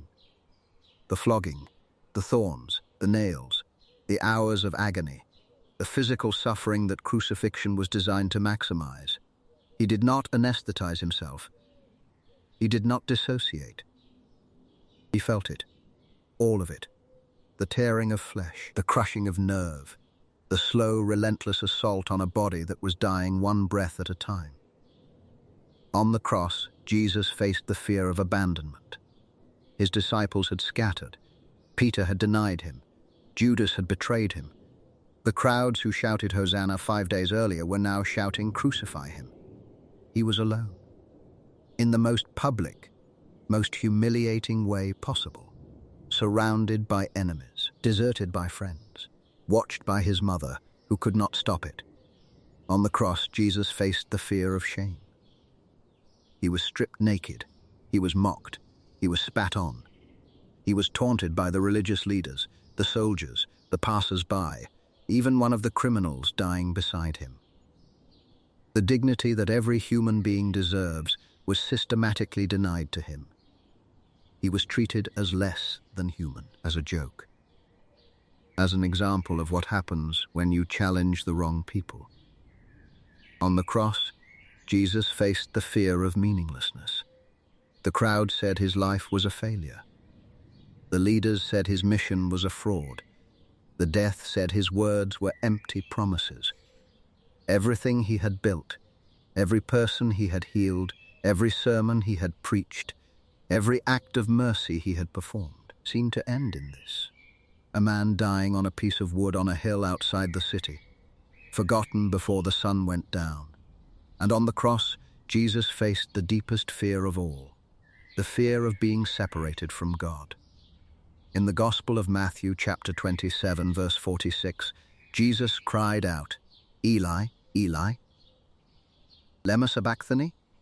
Which means, my God, why have you forsaken me?" The Son of God, who had lived in unbroken communion with the Father from eternity, felt the absence of that communion. The darkness that fell over the land during those hours was not atmospheric. It was spiritual. Jesus was carrying the full weight of human sin, the accumulated guilt of every person who had ever lived or ever would live, and the weight of that sin created a real, felt, agonizing separation between the Son and the Father. That is the fear beneath all other fears. The fear that when everything is stripped away, when every comfort is removed, when every relationship is severed, when every prop is knocked out from under you, there will be nothing. No one. Not even God. And Jesus experienced that fear. On the cross. In your place. He experienced the forsakenness so that you would never have to experience it permanently. He entered the darkness so that you would never be lost in it forever. He absorbed the separation so that the promise, "I will never leave you," could be spoken with full authority. The never in that promise is possible because Jesus endured the always of the forsakenness on the cross. He took the worst so that you could have the best. And the best is his permanent, unbreakable, never leaving, never forsaking presence. And from that cross, in the middle of that suffering, Jesus said things that dismantle fear from the inside.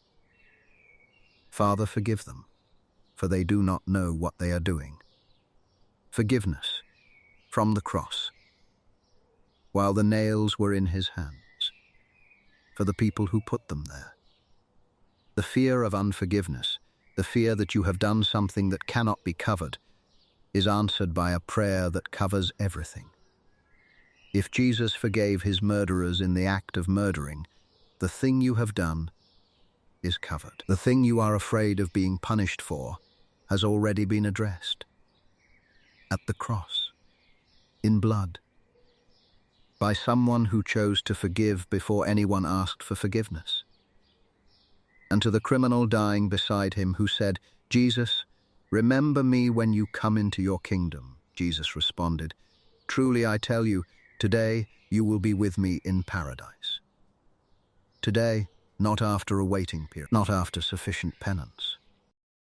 Today, the fear of being too late, the fear that you have waited too long and the window has closed, is answered by a man who was saved with his last breath. There is no too late with Jesus.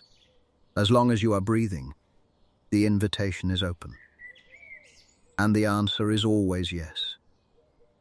And then Jesus said, "It is finished." Tetelestai, paid in full. The work of salvation, complete. The debt of sin, settled. The barrier between God and humanity, destroyed. And the fear that you have to earn your way to safety, the fear that one more failure will push you past the point of grace, is answered by 3 words that declare the work done. Not by you, by Him. And the done work is the ground you stand on when the fear comes. You are not standing on your own performance. You are standing on the finished work of Christ. And the finished work does not crumble. The cross is not the end. If it were, the fear would win. A good man dead, a beautiful life wasted, a promise broken by the most brutal reality of all. But the cross is not the end. It is the setup for the most fear-destroying event in the history of the universe. 3 days after the cross, the tomb was empty. The stone was rolled away. And an angel said words that have been demolishing fear ever since. He is not here, he has risen. Risen, alive. The one who was dead is alive. The one who was buried is walking. The one who seemed defeated is victorious. And the one thing that every human being fears above all else, death, has been defeated. Not theoretically. Historically, physically. A dead man walked out of a tomb. And the walking out proved that death does not get the final word. Jesus does. And his word is life. The fear of death is the root of every other fear. When you trace any fear back far enough, you arrive at death.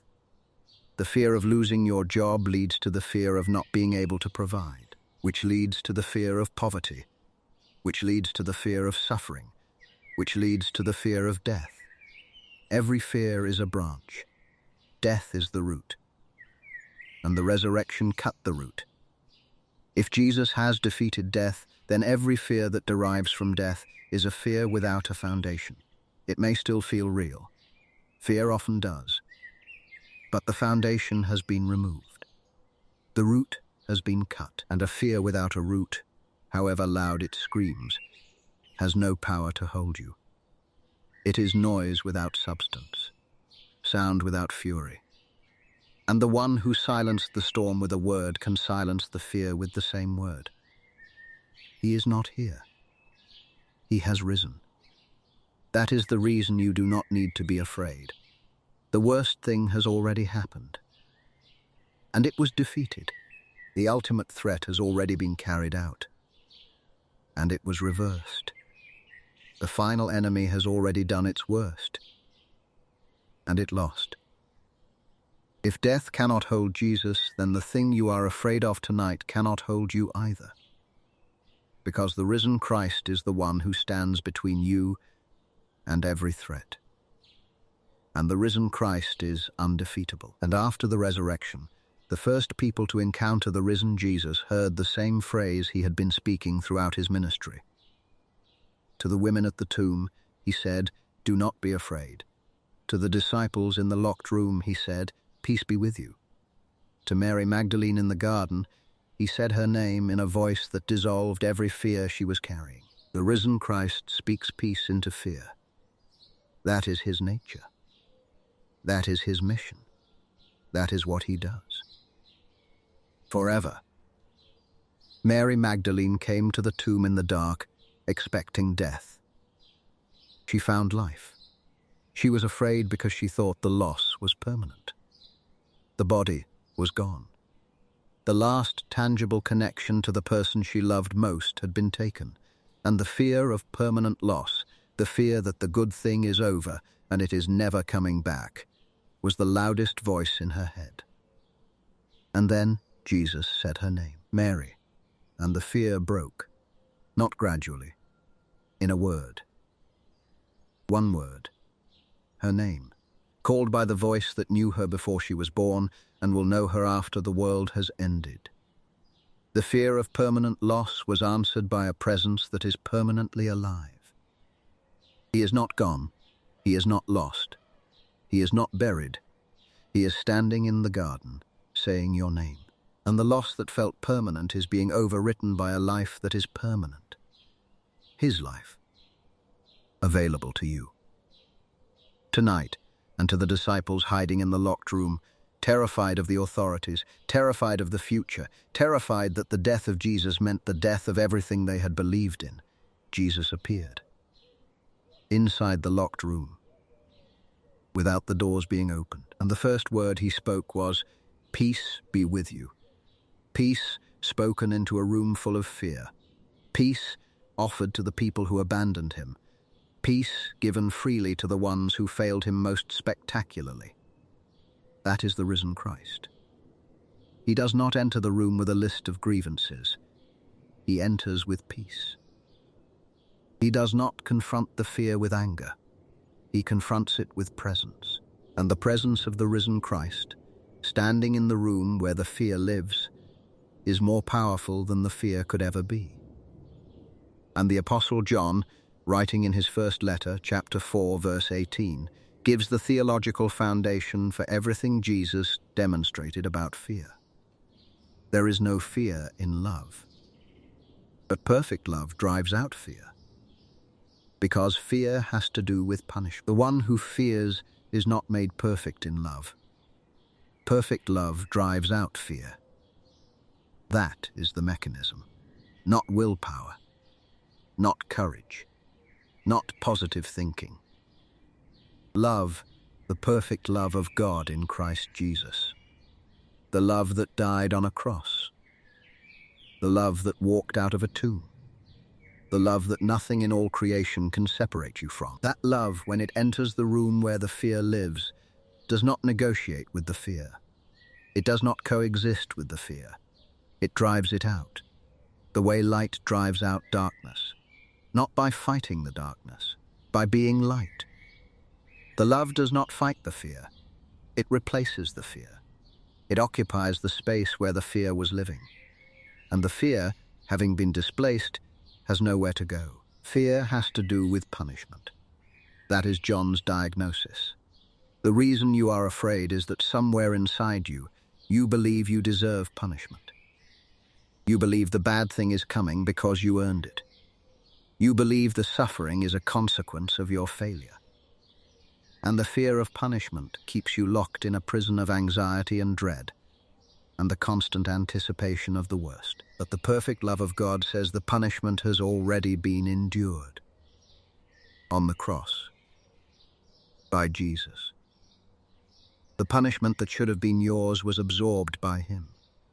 And because the punishment has been absorbed, the fear of punishment has no foundation. There is nothing left to punish. The debt is paid. The sentence is served.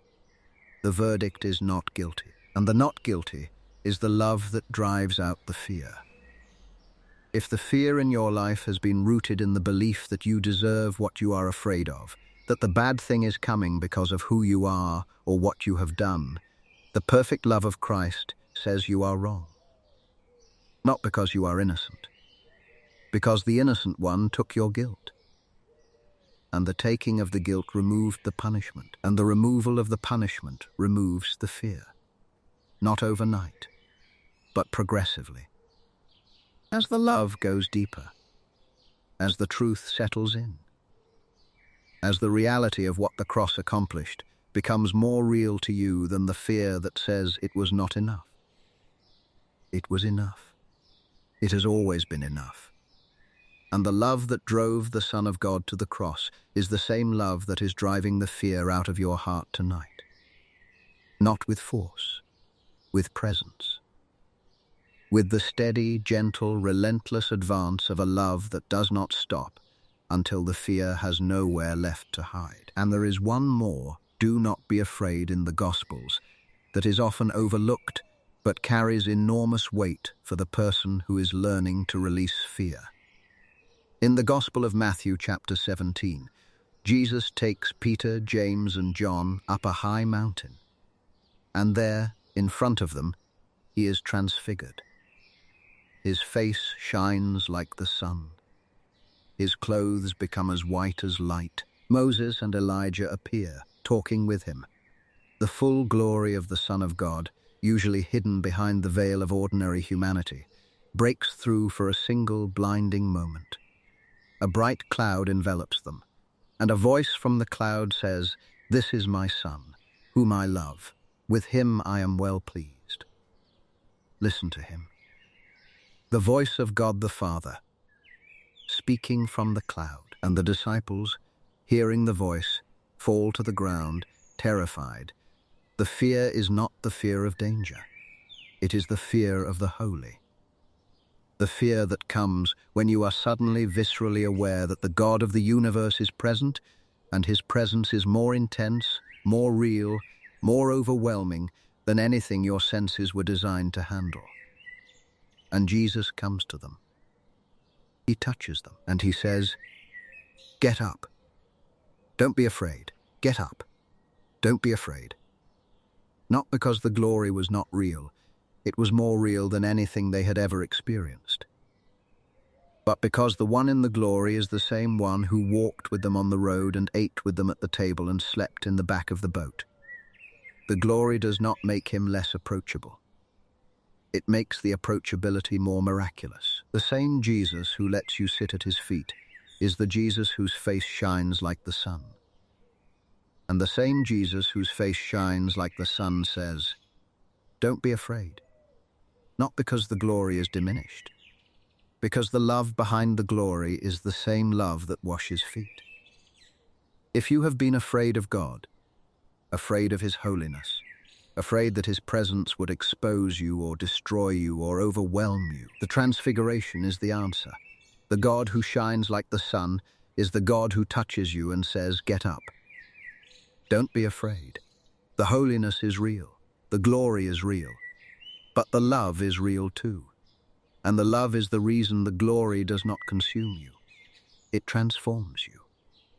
The same way the sun transforms the landscape without destroying it. The light illuminates, the warmth nurtures, the presence reveals. But it does not destroy, because the holiness is held by love. And the love always, always says, "Don't be afraid." And the resurrection appearances of Jesus are the most concentrated collection of fear-dissolving moments in the entire Bible.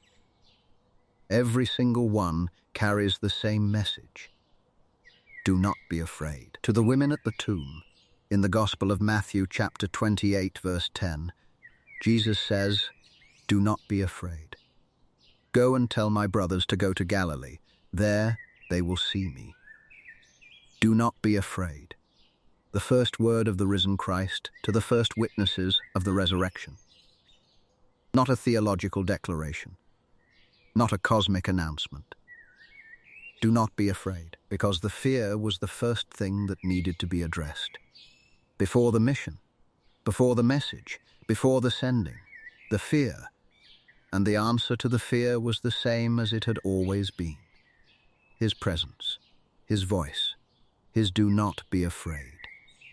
To the disciples in the locked room, in the Gospel of John, chapter 20, Jesus appears and says, "Peace be with you."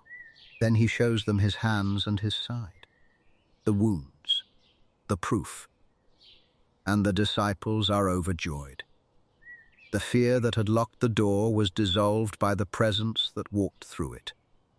And to Mary Magdalene in the garden, Jesus says one word, a name, Mary, and the fear of permanent loss. The fear that the death of Jesus meant the end of everything, dissolved in the sound of her own name, spoken by the voice she thought she would never hear again. Every resurrection appearance is a "do not be afraid" moment. Every one is the risen Christ confronting the specific fear that each person or group was carrying and replacing it with his presence. The fear of death, the fear of judgment, the fear of abandonment, the fear of hopelessness, the fear of permanent loss. Every single one addressed by the same solution. The risen Jesus, standing in the room, standing in the garden, standing on the road, standing on the beach, and saying with his presence what he has been saying with his words all along. Do not be afraid. I am here. I am alive. And because I am alive, everything the fear is telling you is a lie. And the vine and branches in the Gospel of John, chapter 15, provides the ongoing security that makes fearlessness sustainable. Not just a one-time experience, a daily reality. I am the vine, you are the branches. If you remain in me and I in you, you will bear much fruit. Apart from me, you can do nothing. The security against fear is connection. As long as the branch is connected to the vine, the life flows. The sap moves. The fruit grows. And the fear, which tries to tell you that you are cut off, alone, on your own, is refuted by the simple fact of connection. The vine does not disconnect. The vine does not withdraw. The vine does not grow tired of providing. The vine is faithful. And the faithfulness of the vine is the ongoing reason not to be afraid. Remain in my love. Stay connected. Not by striving, by abiding, by choosing, in each moment when the fear rises, to turn your attention back to the vine, to the source, to the love that has been flowing since before you were born and will continue flowing after you have taken your last breath. The fear says you are disconnected. The vine says you are not. And the vine's word is more reliable than the fear's. And Psalm 139 describes a God whose knowledge of you is so complete, so intimate, so all-encompassing that the fear of being unknown, unseen, or overlooked is permanently dismantled. You have searched me, Lord, and you know me. He has searched you, not casually glanced at you. Searched, the way a doctor searches for the source of an illness, the way a detective searches for the truth. Thoroughly, exhaustively, missing nothing. And the result of the searching is knowing. He knows you. Completely you know when I sit and when I rise, you perceive my thoughts from afar. He knows your movements. He knows your thoughts. Before you think them. From afar. The distance does not impair his perception. He sees your internal world as clearly as your external world. Nothing is hidden. Nothing is missed. Nothing slips past. You discern my going out and my lying down. You are familiar with all my ways. All your ways. The good ways and the bad ways. The noble ways and the shameful ways. All of them. Known, and the knowing does not result in rejection. It results in continued presence. He knows all your ways. And he is still here. He is still holding. He is still speaking. He is still saying, do not be afraid. Where can I go from your spirit? Where can I flee from your presence? Nowhere the fear of being beyond the reach of God's care is answered by the inescapability of God's presence. You cannot go where he is not. The highest height, the deepest depth, the farthest sea, the darkest room. He is there, always, without exception, without interruption. Even the darkness will not be dark to you. The night will shine like the day, for darkness is as light to you. The night that feels so heavy to you is transparent to God. The darkness that amplifies your fears is daylight to him. He sees through it. He moves in it. He is at home in it. And the fears that use the darkness as cover are fully visible to the one from whom nothing is hidden. For you created my inmost being. You knit me together in my mother's womb. I praise you because I am fearfully and wonderfully made. Fearfully and wonderfully made. The God who made you with intention, with care, with the precision of a craftsman who does not make accidents. You are not a random assembly. You are a deliberate creation. And the one who made you knows your limits, your capacities, your breaking points, and your strengths. And he has never once put more on you than his grace can sustain. And Paul, writing to Timothy, says, "For the Spirit God gave us does not make us timid, but gives us power, love, and self-discipline."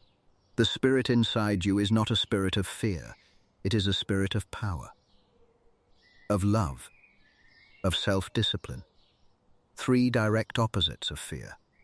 Power answers the fear of weakness. Love answers the fear of rejection. Self-discipline answers the fear of chaos. The spirit that lives inside every believer is the living, active, moment-by-moment antidote to fear. And the Sabbath rest of Hebrews chapter 4 is the invitation to rest from the fear the way you rest from the work. There remains then a Sabbath rest for the people of God. For anyone who enters God's rest also rests from their works, just as God did from his. The resting from works includes the work of worrying, the work of fearing, the work of maintaining vigilance against threats you cannot control. The Sabbath rest is the releasing of all of it into the hands of the one who does not rest, because he does not need to. He holds everything while you rest, including the things you are afraid of. And the mercies of Lamentations chapter 3, verses 22 through 23, bridge the night and the morning with a promise that the fear cannot touch. Because of the Lord's great love we are not consumed, for his compassions never fail. They are new every morning. Great is your faithfulness. New every morning. The mercies that covered today will be replaced by fresh ones tomorrow. Whatever the fear is warning you about regarding tomorrow, the mercies for tomorrow are already being prepared. While you rest tonight, while the body heals and the mind processes and the soul is restored, the mercies for the morning are being made new by the one who does not grow tired, by the one who does not sleep, by the one whose faithfulness is great and whose compassions never fail. Tonight, the fear has been heard. Every shape of it, every texture, every lie it tells, and every truth it distorts. The fear has been heard. And the fear has been answered. Not with platitudes, with reasons, with the authority of Jesus over the storm, with the walking of Jesus through the waves, with the provision of the Father for the birds and the flowers, with the peace that is unlike the world's, with the victory that is already won, with the shepherd's protection, with the love that nothing can separate, with the promise to never leave, with the cross that absorbed the punishment, with the tomb that could not hold him, with the perfect love that drives out fear, with the Psalms and the prophets and the apostles and the risen Christ himself, standing in the room, standing in the garden, standing on the beach, and saying the same thing he has always said to the afraid. Do not be afraid. He said it to the disciples in the storm. He said it to Peter on the water. He said it to the women at the tomb. He said it to the men in the locked room. He said it to Mary in the garden. He said it on the mountain of transfiguration. He said it in the Sermon on the Mount.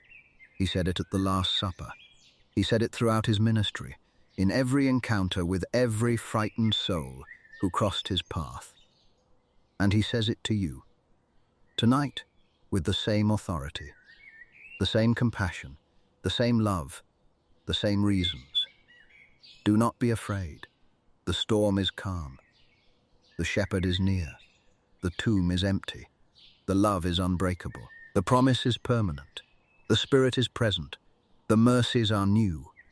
And the one who said it is the same yesterday, today, and forever. Rest now.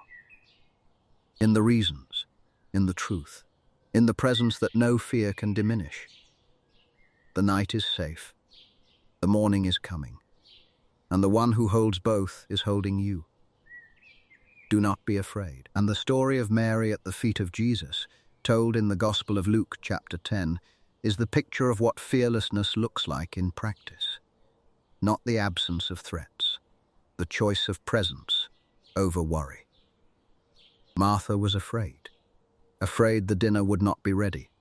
Afraid the house would not be presentable. Afraid the expectations would not be met. And the fear drove her to the point of resentment. "Lord, don't you care that my sister has left me to do the work by myself?" Mary was not afraid. Not because she was braver than Martha. Because she chose presence. She sat at the feet of Jesus and listened to what he was saying. She did not produce. She did not perform. She did not manage the outcomes. She sat. And the sitting was the fearlessness. Because the person sitting at the feet of Jesus has no reason to be afraid. The one at whose feet she sits has all authority in heaven and on earth. And when you are at his feet, you are in the safest place in the universe. Jesus said, "Martha, Martha, you are worried and upset about many things, but few things are needed, or indeed only one. Mary has chosen what is better, and it will not be taken away from her. Few things are needed. Indeed, only one. The one thing that is needed is not the resolution of the thing you are afraid of. It is the presence of the one who has authority over the thing you are afraid of. And the presence is available right now. In the sitting, in the listening, in the being near without doing. Mary chose the better part. And the better part is fearlessness. Not because the threats disappear, because the presence makes them irrelevant. Tonight, you can choose the Mary posture, not the Martha posture, not the worried, upset, overwhelmed by many things posture. The sitting posture, the listening posture, the being at the feet of Jesus posture. And from that posture, the fear looks different. Smaller, less urgent, less convincing, because the one at whose feet you are sitting has already spoken to the wind and the waves and the demons and the diseases and the death, and they all obeyed. And the Beatitudes, when read as nighttime blessings against fear, become a liturgy of peace. Each one a word spoken over you before sleep, each one a reason not to be afraid. Blessed are you, poor in spirit. The kingdom of heaven is yours. The fear of spiritual bankruptcy is answered by the gift of the kingdom. Blessed are you who mourn. Comfort is coming. The fear that the grief will swallow you is answered by the promise of divine comfort. Blessed are you who are meek. The earth is your inheritance. The fear of being trampled is answered by the gift of the whole world. Blessed are you who hunger and thirst for righteousness. You will be filled. The fear that the ache will never be satisfied is answered by the promise of fulfillment. Blessed are you who are merciful. Mercy will find you. The fear that your generosity will not be returned is answered by the cycle of mercy. Blessed are you who are pure in heart. You will see God. The fear that God is invisible and unreachable is answered by the promise of sight. Blessed are you who make peace. You are a child of God. The fear of being an orphan is answered by the identity of a child. Blessed are you who are persecuted for righteousness. The kingdom is yours. The fear that doing right will cost too much is answered by the same kingdom that belongs to the poor in spirit. Let each beatitude rest on you tonight like a hand placed gently on your head, a blessing, a word of peace, a reason not to be afraid, spoken by the one who sits on the hillside and sees you and knows what you are carrying and says, blessed, not condemned, not abandoned, not forgotten. Blessed, and the calming of the storm which has been woven through this entire evening deserves to be held one final time as the summary of everything that has been said, because the storm is the metaphor for fear, and the calming is the metaphor for what Jesus does with fear. He does not deny it. He does not dismiss it. He does not tell you to pretend it is not there.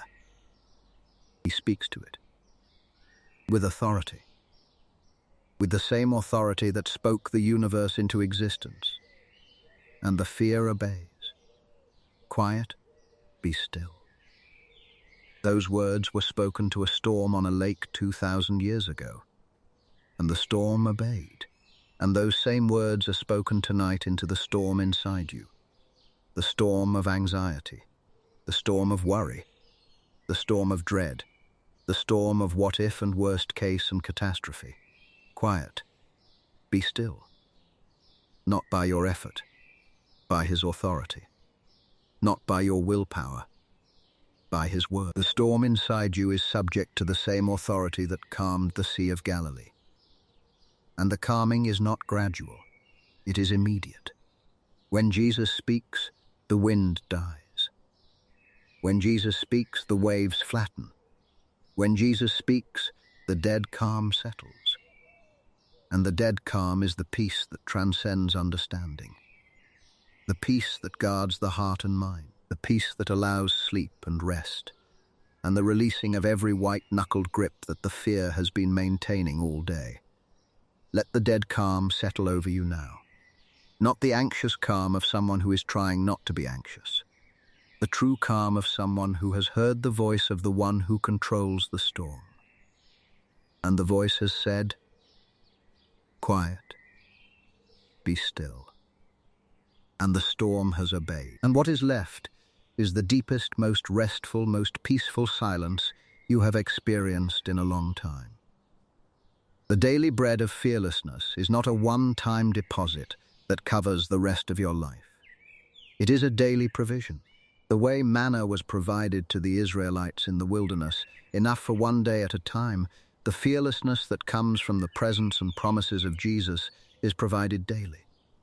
Not because God is stingy, because he wants you to come back. Every morning, every evening, every time the fear rises. Come back to the words, to the promises, to the reasons, to the presence, and the provision will be there. Fresh, new, sufficient, give us today our daily bread. That is the prayer. And the bread includes the bread of peace, the bread of courage, the bread of fearlessness, provided daily by the Father who knows what you need before you ask.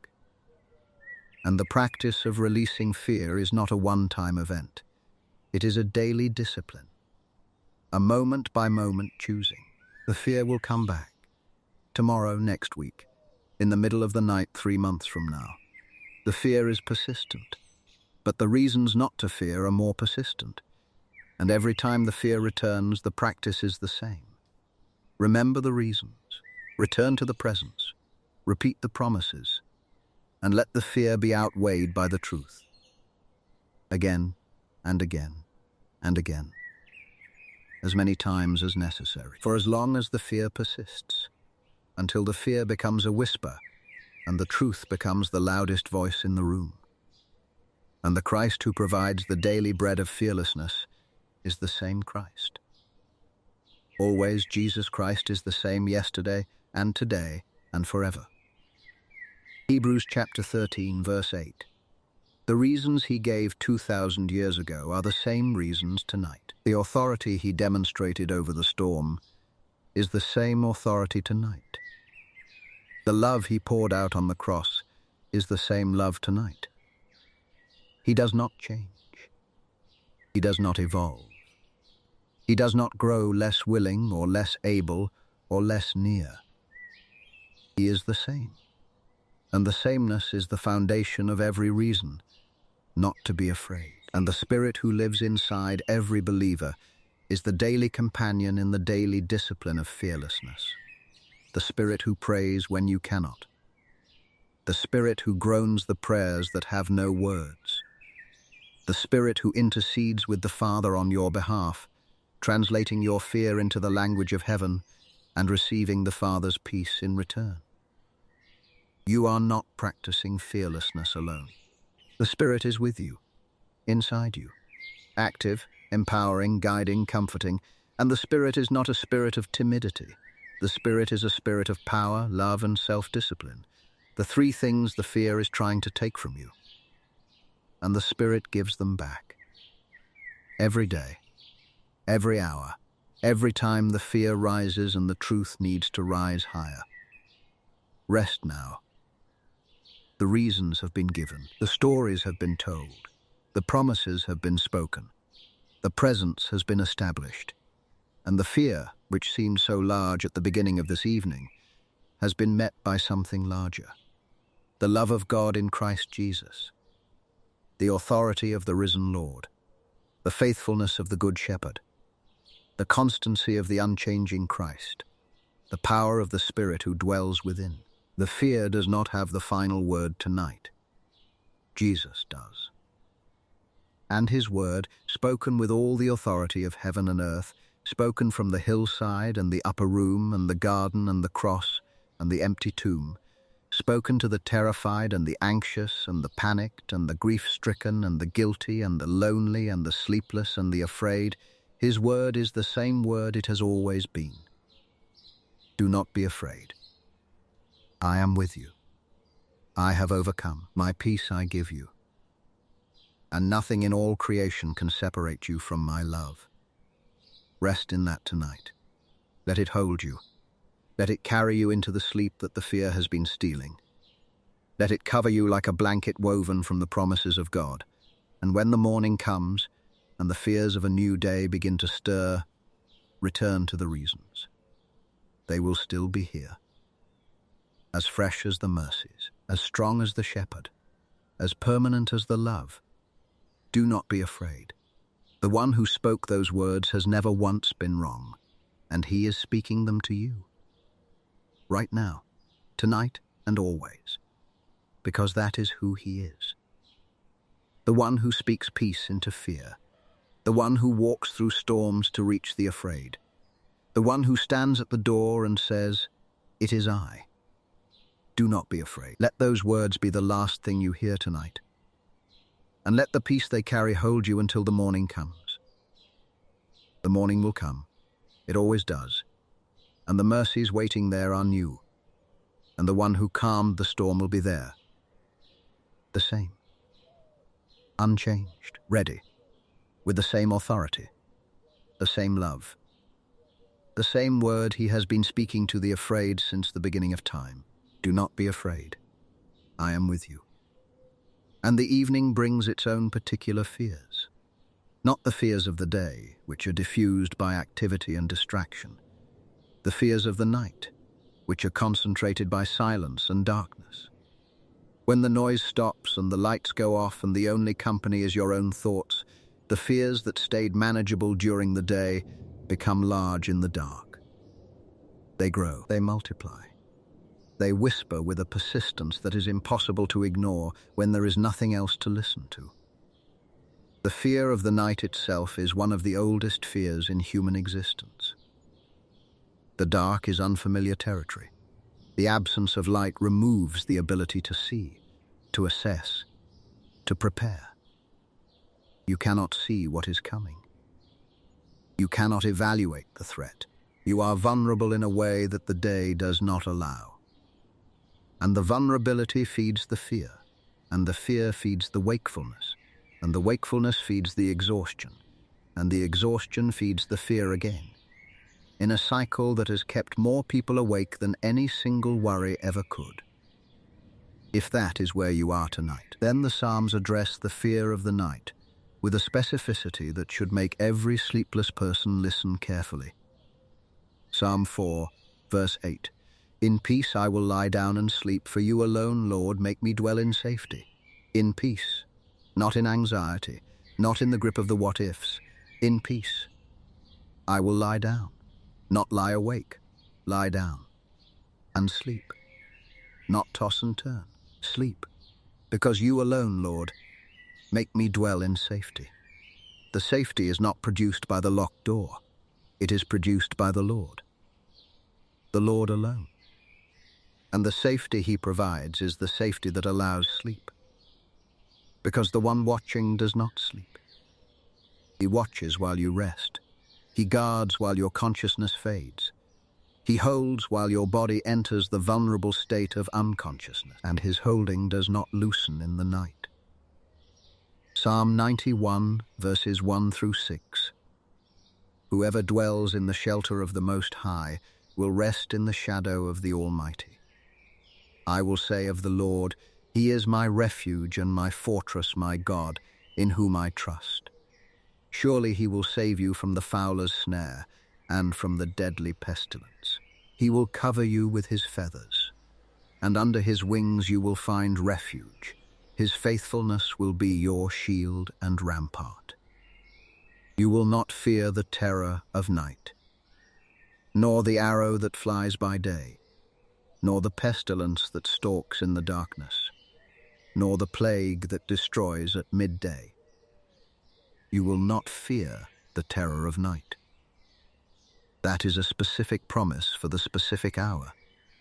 The night has terrors. They are real. The darkness amplifies them. The silence gives them room to breathe. But the psalm says you will not fear them. Not because they do not exist, because the one who shelters you is the Almighty. And the Almighty's feathers are wrapped around you tonight. His wings are over you. His faithfulness is your shield. And the shield does not lower when the sun goes down. It rises. Psalm 121. I lift up my eyes to the mountains. Where does my help come from? My help comes from the Lord, the maker of heaven and earth. He will not let your foot slip. He who watches over you will not slumber indeed. He who watches over Israel will neither slumber nor sleep. The Lord watches over you. The Lord is your shade at your right side. The sun will not harm you by day, nor the moon by night. The Lord will keep you from all harm. He will watch over your life. The Lord will watch over your coming and going, both now and forevermore. He will not slumber. He will not sleep. While you sleep, He is awake. While your eyes close, His remain open. While your guard drops, His never wavers. You can sleep because He does not. You can rest because He watches. You can let go because He holds. The exchange is the most fundamental transaction of the evening. Your vigilance for His. Your watching for His.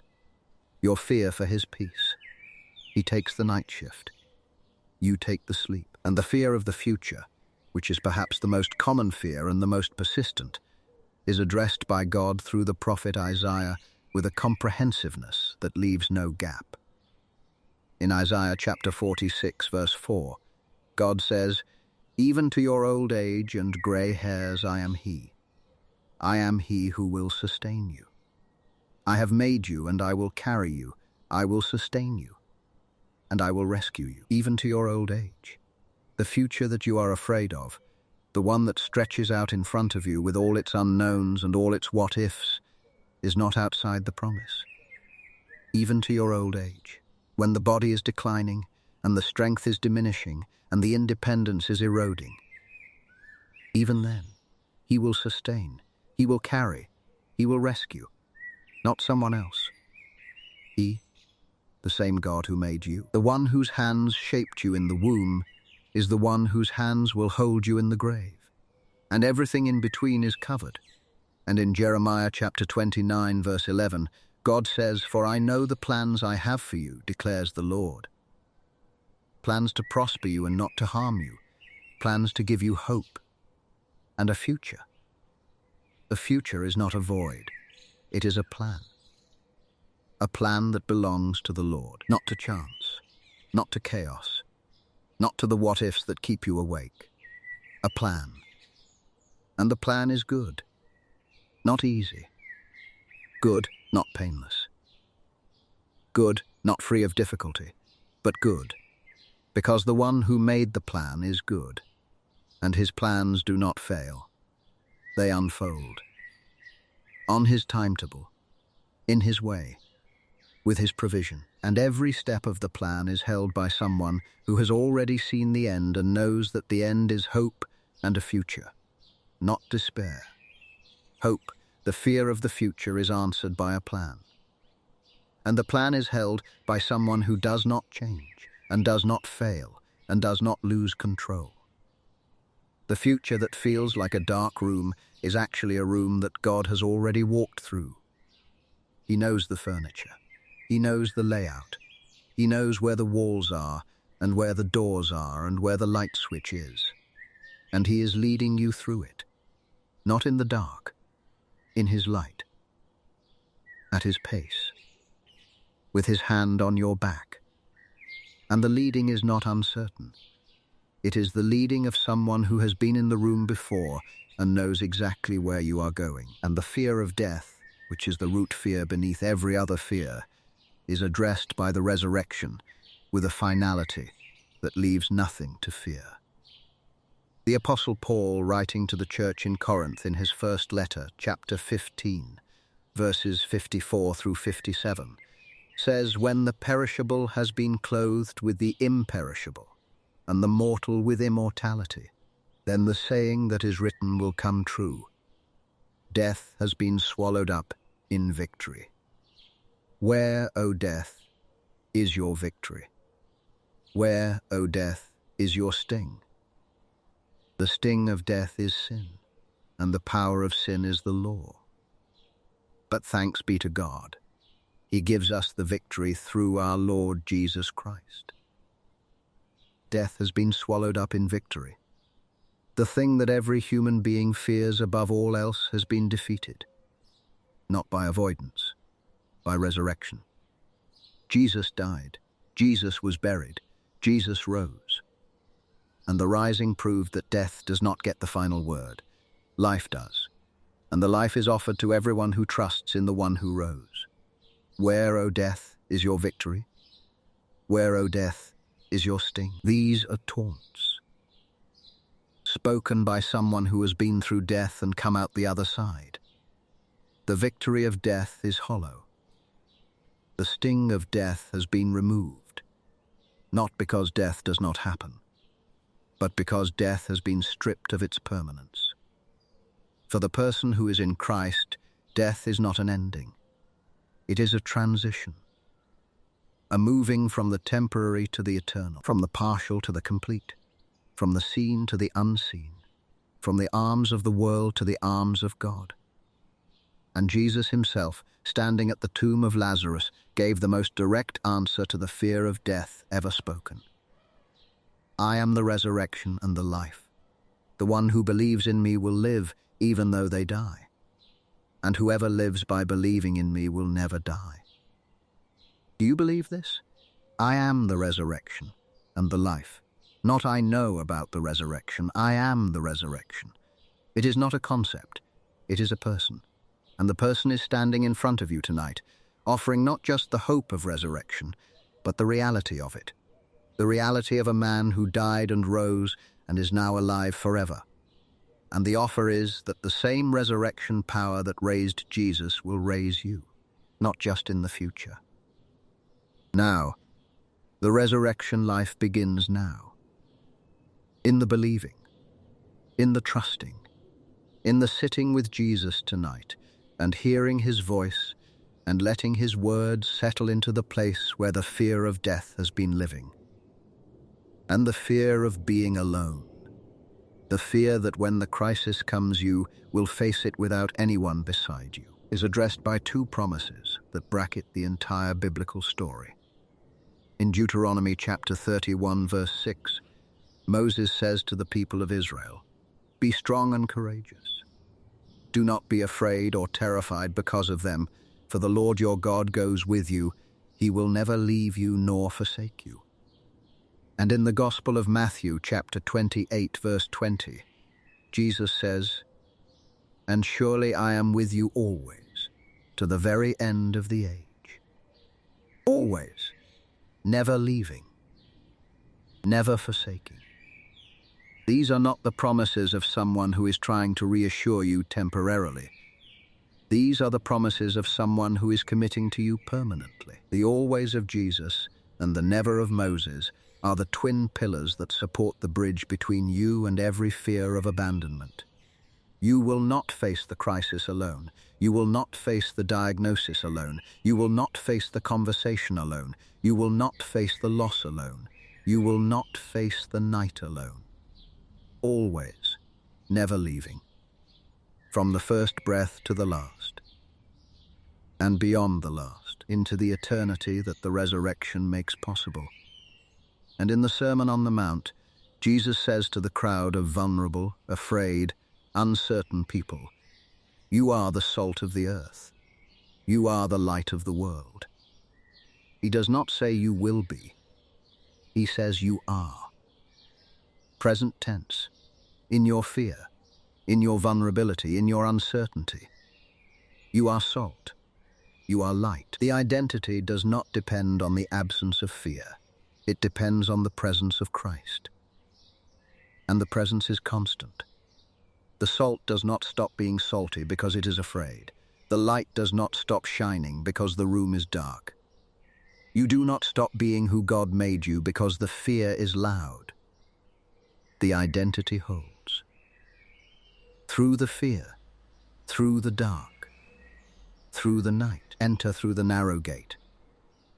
The narrow gate is personal. It is the gate where Jesus knows your name, where the entering is individual, where the reception is intimate. The fear says the gate is too narrow. The truth says the narrowness is the precision of love. The gate is narrow because the one standing at it is receiving one person at a time, looking each one in the eye, calling each one by name, and welcoming each one with the full attention of infinite love. And Isaiah chapter 40, verses 28 through 31, which has been sustaining the afraid for 27 centuries, belongs to this hour. Do you not know? Have you not heard? The Lord is the everlasting God, the creator of the ends of the earth. He will not grow tired or weary, and his understanding no one can fathom. He gives strength to the weary and increases the power of the weak. Even youths grow tired and weary, and young men stumble and fall. But those who hope in the Lord will renew their strength. They will soar on wings like eagles. They will run and not grow weary. They will walk and not be faint. The everlasting God does not grow tired. When your strength runs out because the fear has been consuming it all day, his does not. When your ability to cope is depleted, his is infinite. And the promise is not that you will never feel afraid. The promise is that when you do, strength will be renewed, not your strength recycled. New strength. From outside yourself, from the everlasting God, who does not grow weary. And Paul in Philippians chapter 4, verses 4 through 9, gives the practice that transforms fear into peace. Rejoice in the Lord always. I will say it again, rejoice. Let your gentleness be evident to all. The Lord is near. Do not be anxious about anything, but in every situation, by prayer and petition, with thanksgiving, present your requests to God. And the peace of God, which transcends all understanding, will guard your hearts and your minds in Christ Jesus. Finally, brothers and sisters, whatever is true, whatever is noble, whatever is right, whatever is pure, whatever is lovely, whatever is admirable, if anything is excellent or praiseworthy, think about such things. The practice has steps. Rejoice, even in the fear. Because the rejoicing is not in the circumstances, it is in the Lord, and the Lord has not changed. The Lord is near. That is the reason for the rejoicing. He is near, not far, not absent, near in this room, in this night, in this fear. Do not be anxious. Present your requests with thanksgiving, not with panic, with the gratitude of someone who knows that the one receiving the request has already proven his willingness to help. And the peace comes, not the peace of understanding, the peace that transcends it, the peace that guards, that protects, That stands between you and the anxiety like a wall that cannot be breached. And think about what is true, not what the fear is saying. What is actually true? The truth about God, the truth about the cross, the truth about the resurrection, the truth about the promises. The fear focuses on what might happen. The practice of Philippians 4 focuses on what is true, noble, right, pure, lovely, admirable, excellent, and praiseworthy. And the focus determines the quality of the night. The fear has been loud tonight, but the truth is louder, not in volume, in weight. The weight of every promise, the weight of every story, the weight of every encounter where Jesus met the afraid and said, "Do not be afraid." The weight accumulates. And the fear, which seemed so heavy at the beginning of the evening, is being outweighed by the truth. Let the weight settle. Let the truth do its work. Let the reasons accumulate until the fear has nowhere left to stand. And rest. Not because the fear has disappeared, because the one who addresses the fear is present. And his presence is the peace. And the peace is the rest. And the rest is the gift of the one who said, with the authority of the one who has overcome the world, "Do not be afraid." And the vine and branches metaphor that Jesus used in the Gospel of John chapter 15 answers the fear of disconnection. The fear that you are on your own. The fear that the connection between you and God has been severed. The fear that the life has stopped flowing and the branch is withering and the fruit has dried up and the whole thing is falling apart. I am the vine, you are the branches. If you remain in me and I in you, you will bear much fruit. Apart from me, you can do nothing. The vine does not disconnect from the branch. The vine is faithful. The vine is constant. The sap flows continuously. The fear says the connection is broken. The vine says the connection is maintained by the vine's faithfulness, not the branch's effort. The branch may feel dry, the branch may look barren, but the vine has not withdrawn. The life is still flowing, and the fruit will come, not because the branch forced it, because the vine provided it. Remain in my love. Stay connected, not by straining, by resting, by abiding, by choosing to be present to the vine rather than scrambling for independent sources of life. The fear of disconnection is answered by the nature of the vine. The vine does not disconnect. Ever, it is against its nature. The same way the sun does not stop shining, the vine does not stop giving. And the giving is the life. And the life is the reason you do not need to be afraid. I have told you this so that my joy may be in you and your joy may be complete. The joy of the vine flows into the branch. Complete joy, not partial, not conditional, complete. And the complete joy is the antidote to complete fear, because a heart full of the joy of Christ has no room for the terror that the fear is trying to install. The joy displaces the fear the way light displaces darkness. Not by fighting the darkness, by being light. And the Lord's Prayer, which Jesus taught his disciples, is the prayer that addresses every fear in a single breath. Our Father in heaven, hallowed be your name. Father, the relationship that answers the fear of being fatherless. Orphaned, uncared for. Unprotected, you have a Father. In heaven. Holy, powerful, attentive, and the word Father, spoken at the beginning of the prayer, reframes everything that follows. You are not praying to a stranger. You are speaking to a parent. And the parent is in heaven, which means his perspective is higher than yours. And the parent's name is holy, which means his character is trustworthy. The fear says, you are on your own. The Father says, you are mine. Your kingdom come, your will be done, on earth as it is in heaven. The surrender that answers the fear of losing control. not your kingdom. His, not your will. His, the fear says, if I let go, everything will fall apart. The prayer says, if I let go, the kingdom comes. And the kingdom coming is not the loss of control.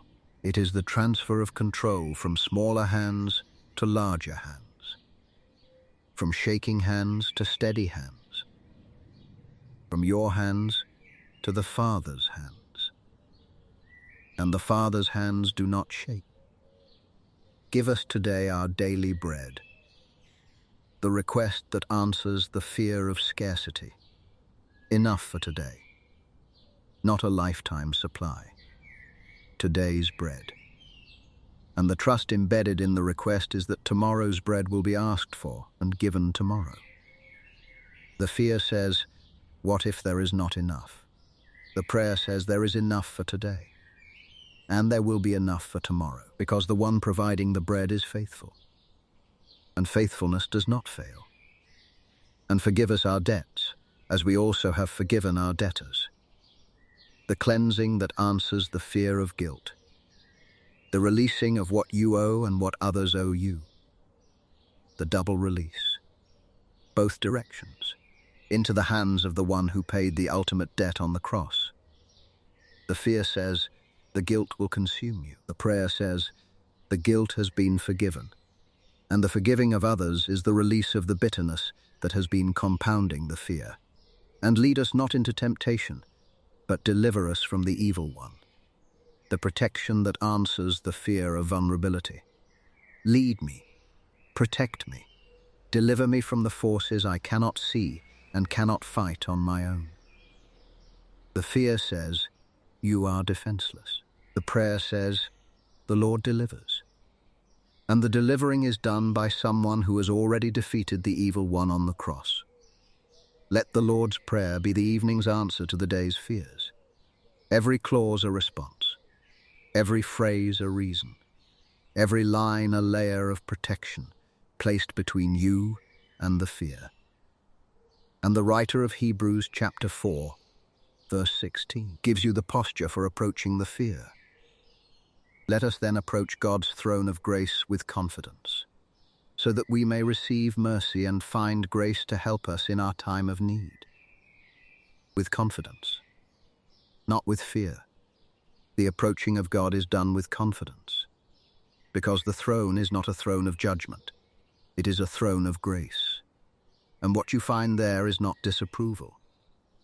It is mercy and grace to help you in your specific time of need, which is right now. And the writer of Hebrews chapter 12 gives the picture of what the fearless life looks like in motion.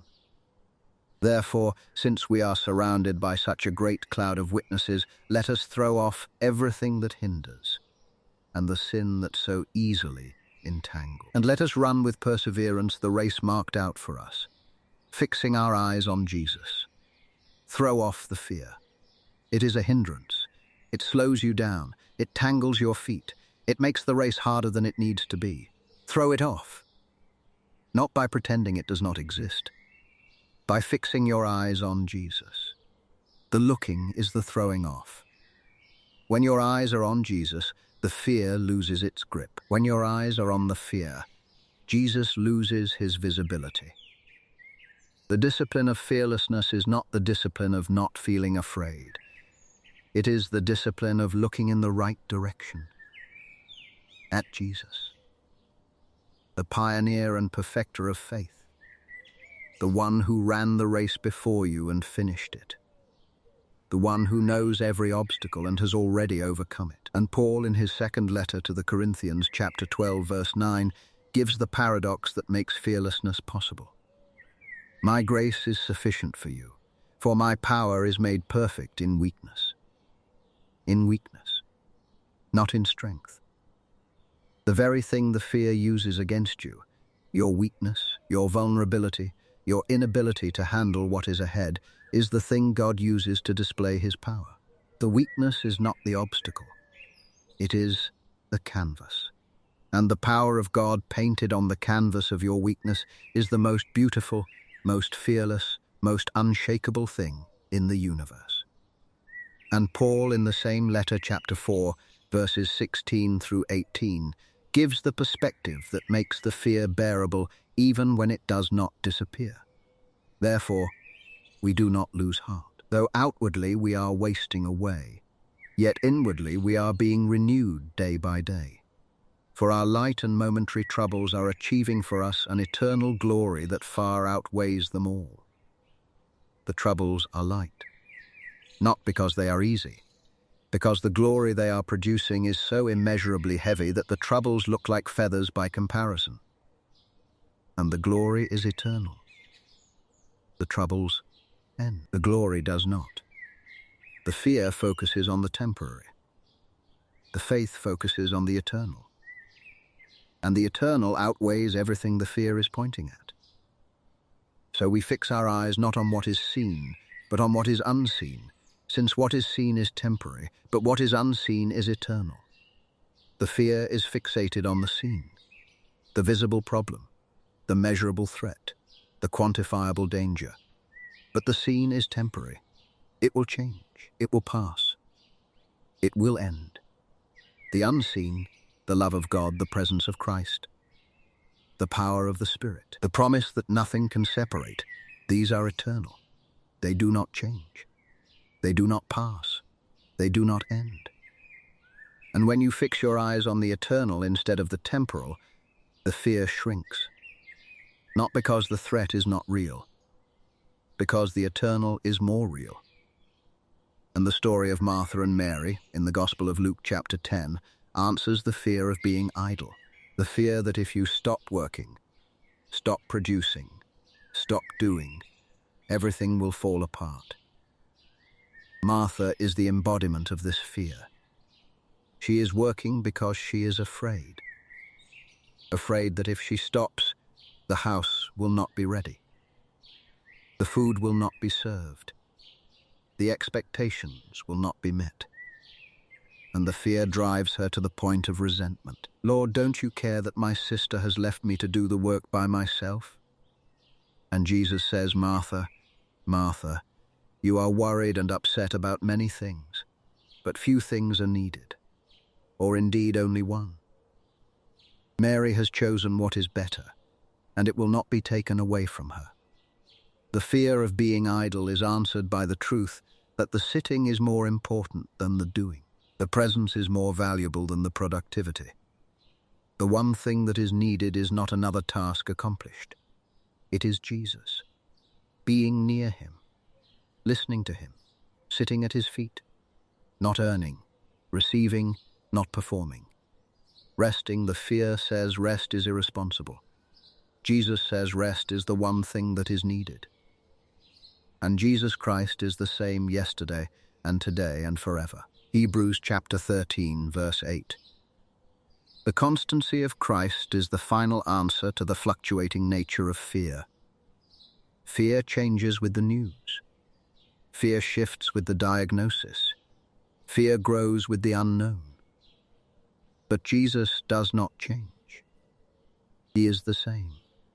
Yesterday, today, forever, and the promises he made yesterday are the same promises today, and the power he demonstrated yesterday is the same power today, and the love he showed yesterday is the same love today.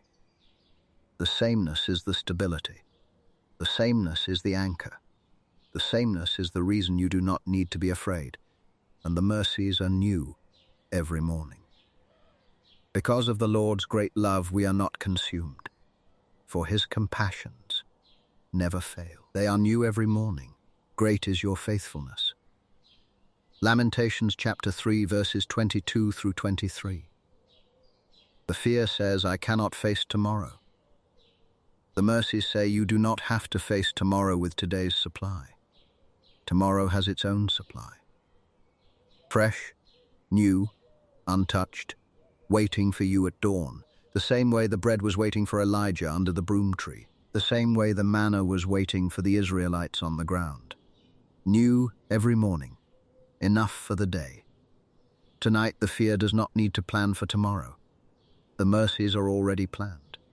The provision is already arranged. The strength is already being prepared, and the one preparing it does not grow tired or weary. Rest in that now. The fear has had its say. The truth has had its say.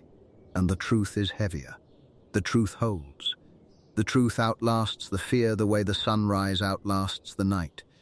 The night is passing. The dawn is coming. And the mercies waiting at the dawn are new.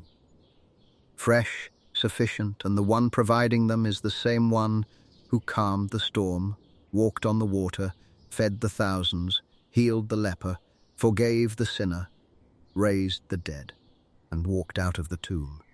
He said, "Do not be afraid." And he gave you the reasons. And the reasons are enough. Rest now, in the reasons, in the truth, in the love that drives out fear. The storm is calm, the shepherd is near, the tomb is empty, the love is unbreakable, the promise is permanent, and the one who spoke it is the same yesterday, today, and forever. Do not be afraid. He is with you, and he is not going anywhere. And the Psalms, those ancient songs of the soul, provide the language for the heart that is learning to let go of fear. Each one a declaration, each one a reason, each one a truth that has been dismantling fear for 3,000 years. The Lord is my shepherd, I lack nothing. That is Psalm 23. And the reason not to fear is in the first line. If the Lord is your shepherd, you lack nothing.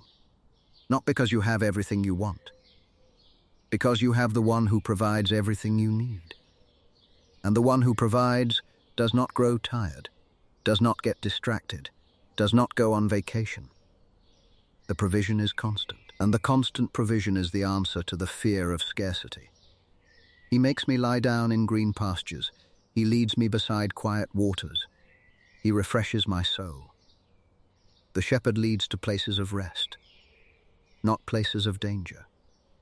The fear says the road ahead is threatening. The shepherd says the road ahead includes green pastures and quiet waters and a refreshed soul. The fear and the shepherd are telling different stories about the future, and the shepherd's story is the true one. Even though I walk through the darkest valley, I will fear no evil, for you are with me. The darkest valley, the worst-case scenario, the thing you are most afraid of. Even there, even in the absolute depth of the worst, I will fear no evil. Not because the valley is not dark, because you are with me. 4 words that outweigh every fear.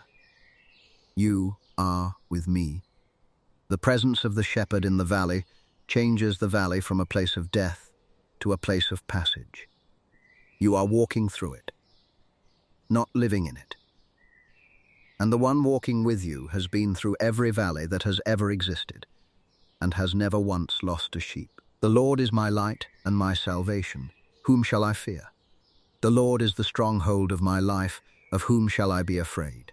That is Psalm 27, verse 1. The fear asks, what about this threat? What about that danger?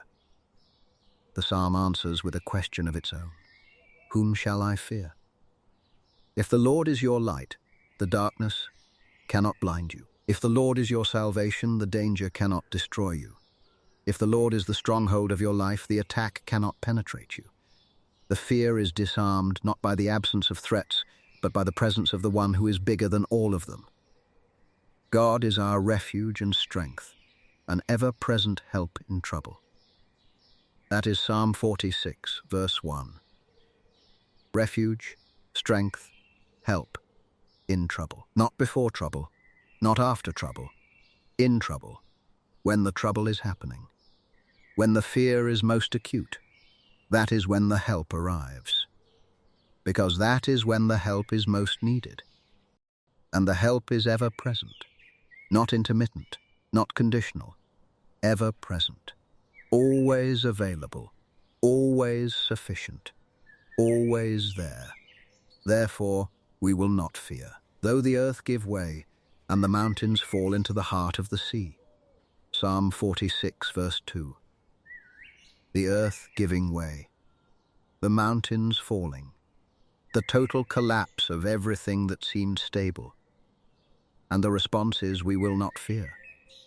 Not because the collapse is not real, because the God who is our refuge is more real, and the refuge holds when everything else falls. Be still and know that I am God. Psalm 46, verse 10.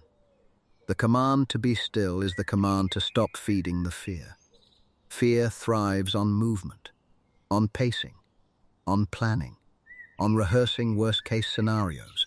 Stillness starves the fear. Because in the stillness, the voice of God becomes audible. And the voice of God says, I am God. And the knowing of that, the deep, settled, soul-level knowing that the one in charge is God and not the thing you are afraid of, is the antidote to every fear. Whoever dwells in the shelter of the Most High will rest in the shadow of the Almighty. That is Psalm 91, verse 1. The shelter, the shadow, the resting place of the one who has drawn close to God. Tonight, you are in the shelter. The fear says you are exposed. The psalm says you are sheltered. The fear says you are vulnerable. The psalm says you are under the shadow of the Almighty. And the shadow of the Almighty is not a dark place. It is the safest place in the universe. You will not fear the terror of night, nor the arrow that flies by day. Psalm 91, verse 5. You will not fear the terror of night. That is a specific promise for the specific hour you are in. The night has terrors. The darkness amplifies them. The quiet gives them room to grow. But the promise says you will not fear them, not because they are not real, because the one who shelters you is more real. He who watches over Israel will neither slumber nor sleep. Psalm 121, verse 4. While you lie awake wrestling with fear, God is awake too. Not because he is anxious, because he is faithful. He watches all night, every night, without a single moment of inattention. And the watching is not passive, it is protective. It is proactive. It is the watching of someone who has already identified every threat and is already positioned to address it. Where can I go from your spirit? Where can I flee from your presence?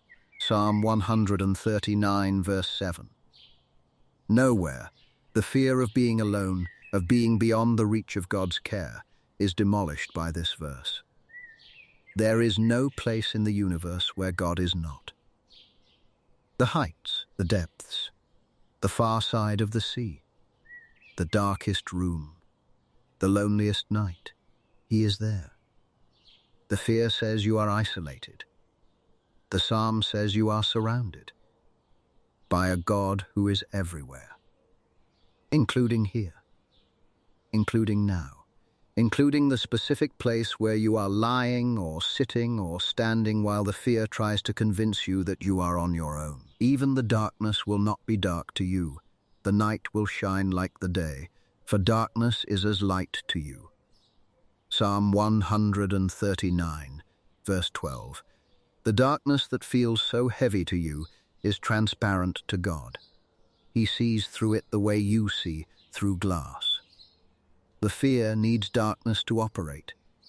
It needs the uncertainty, the not seeing, the not knowing. But God operates in the dark as clearly as in the light, and the things the fear is hiding behind are fully visible to him. And the prophet Isaiah gives two declarations that belong to the person who is learning to release fear. So do not fear, for I am with you. Do not be dismayed, for I am your God. I will strengthen you and help you. I will uphold you with my righteous right hand. That is Isaiah chapter 41, verse 10. Every clause is a reason not to fear. I am with you. I am your God. I will strengthen you. I will help you. I will uphold you. 5 reasons in one verse. 5 pillars of security. 5 assurances from the God who does not break promises.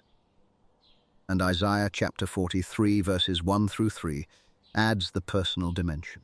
Do not fear, for I have redeemed you. I have summoned you by name. You are mine. When you pass through the waters, I will be with you, and when you pass through the rivers, they will not sweep over you. When you walk through the fire, you will not be burned. By name. He knows your name. He is not addressing the human race in general. He is speaking to you specifically, and the assurance is specific. When you pass through the waters, I will be with you. When, not if, the waters will come, the fires will burn. But the promise is that you will not be swept away. You will not be consumed, because God will be with you. In the water, in the fire, in the fear itself. And Paul, writing to Timothy, says, "For the Spirit God gave us does not make us timid, but gives us power, love, and self-discipline." 2 Timothy chapter 1, verse 7. The Spirit you have received is not a spirit of fear. It is a spirit of power, of love, of self-discipline. The fear says you are helpless. The Spirit says you are empowered. The fear says you are alone. The Spirit says you are loved. The fear says you are out of control. The Spirit says you have self-discipline. The Spirit that lives inside you is the direct answer to the fear that tries to live inside you. And the Spirit is stronger. And Paul, writing to the Philippians, gives the practice that transforms fear into peace. Do not be anxious about anything, but in every situation, by prayer and petition, with thanksgiving, present your requests to God, and the peace of God, which transcends all understanding, will guard your hearts and your minds in Christ Jesus. Philippians chapter 4, verses 6 and 7. Do not be anxious. Present your requests with thanksgiving, and the peace comes. Not the peace of understanding, a peace that transcends it. The peace that does not make sense, the peace that guards. While the fear is trying to break in, the peace stands guard, like a sentry at the door of your soul. And the sentry does not sleep. And when you cannot pray, when the fear has so filled the space inside you that there is no room for words, the Spirit prays for you. In the same way, the Spirit helps us in our weakness. We do not know what we ought to pray for, but the Spirit Himself intercedes for us through wordless groans. Romans chapter 8, verse 26. The Spirit translates your fear into the language of heaven. He takes the wordless ache and presents it to the Father as a perfect prayer. You are never without a voice before God, even when the fear has stolen your words. And the prodigal son's story in Luke chapter 15 answers the fear of going home. The fear that says, I have been too far. I have done too much. The door is closed. The Father was watching. The Father ran. The Father embraced. The Father restored. The fear of going home is answered by a Father who runs toward the Son who is coming home, not away from him. And the hemorrhaging woman in Mark chapter 5 answers the fear of reaching out. The fear that says, I am not worthy to ask. I am not important enough to notice. My need is too small or too messy or too embarrassing. She reached. She touched the edge of his garment, and Jesus stopped everything for one desperate touch. Daughter, your faith has healed you. Go in peace. And the lost sheep, in Luke chapter 15, answers the fear of being forgotten. The fear that says, no one is looking for me. No one has noticed I am gone. I am 1 out of 100, and the 100 does not miss me. The shepherd left the 99. He searched until he found.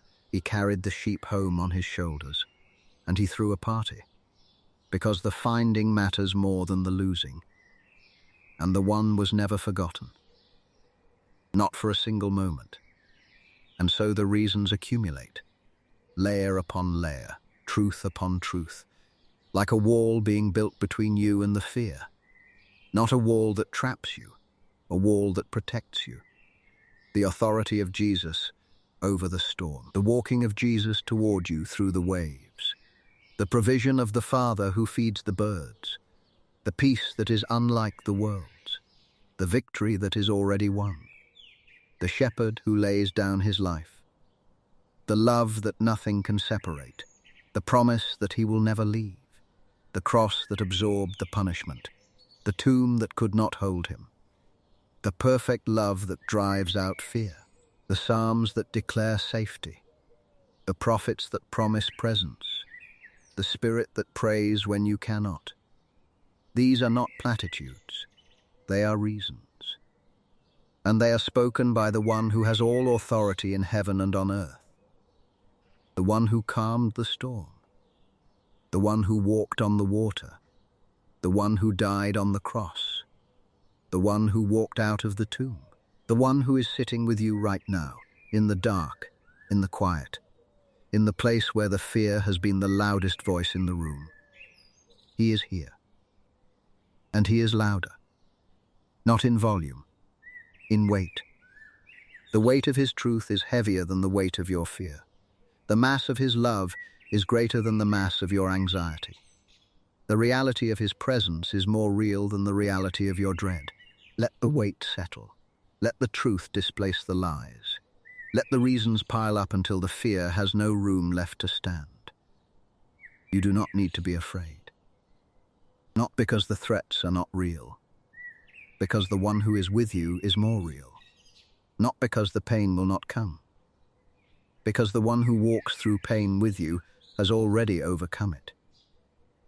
Not because the future is clear, because the one who holds the future is good, and faithful, and near, and strong, and loving, and present, and unchanging, and eternal. Rest in the reasons tonight. Let them be the blanket that the fear has been trying to pull off. Let them cover you, warm you, shield you from the cold of the what-ifs and the terror of the unknowns. The one who said, "Do not be afraid," knew what he was saying. He knew the storms, he knew the wolves, he knew the cross, he knew the grave, and he said it anyway. Because he knew something the fear does not know. He knew who he was, and he knew that who he is enough. It is enough. He is enough. And the fear, loud as it is, does not get the final word. He does. And his word is peace. Rest now, in the reasons, in the presence, in the love that drives out fear. The storm is calm. The shepherd is near. The tomb is empty. And you are held. Tonight and forever. Do not be afraid.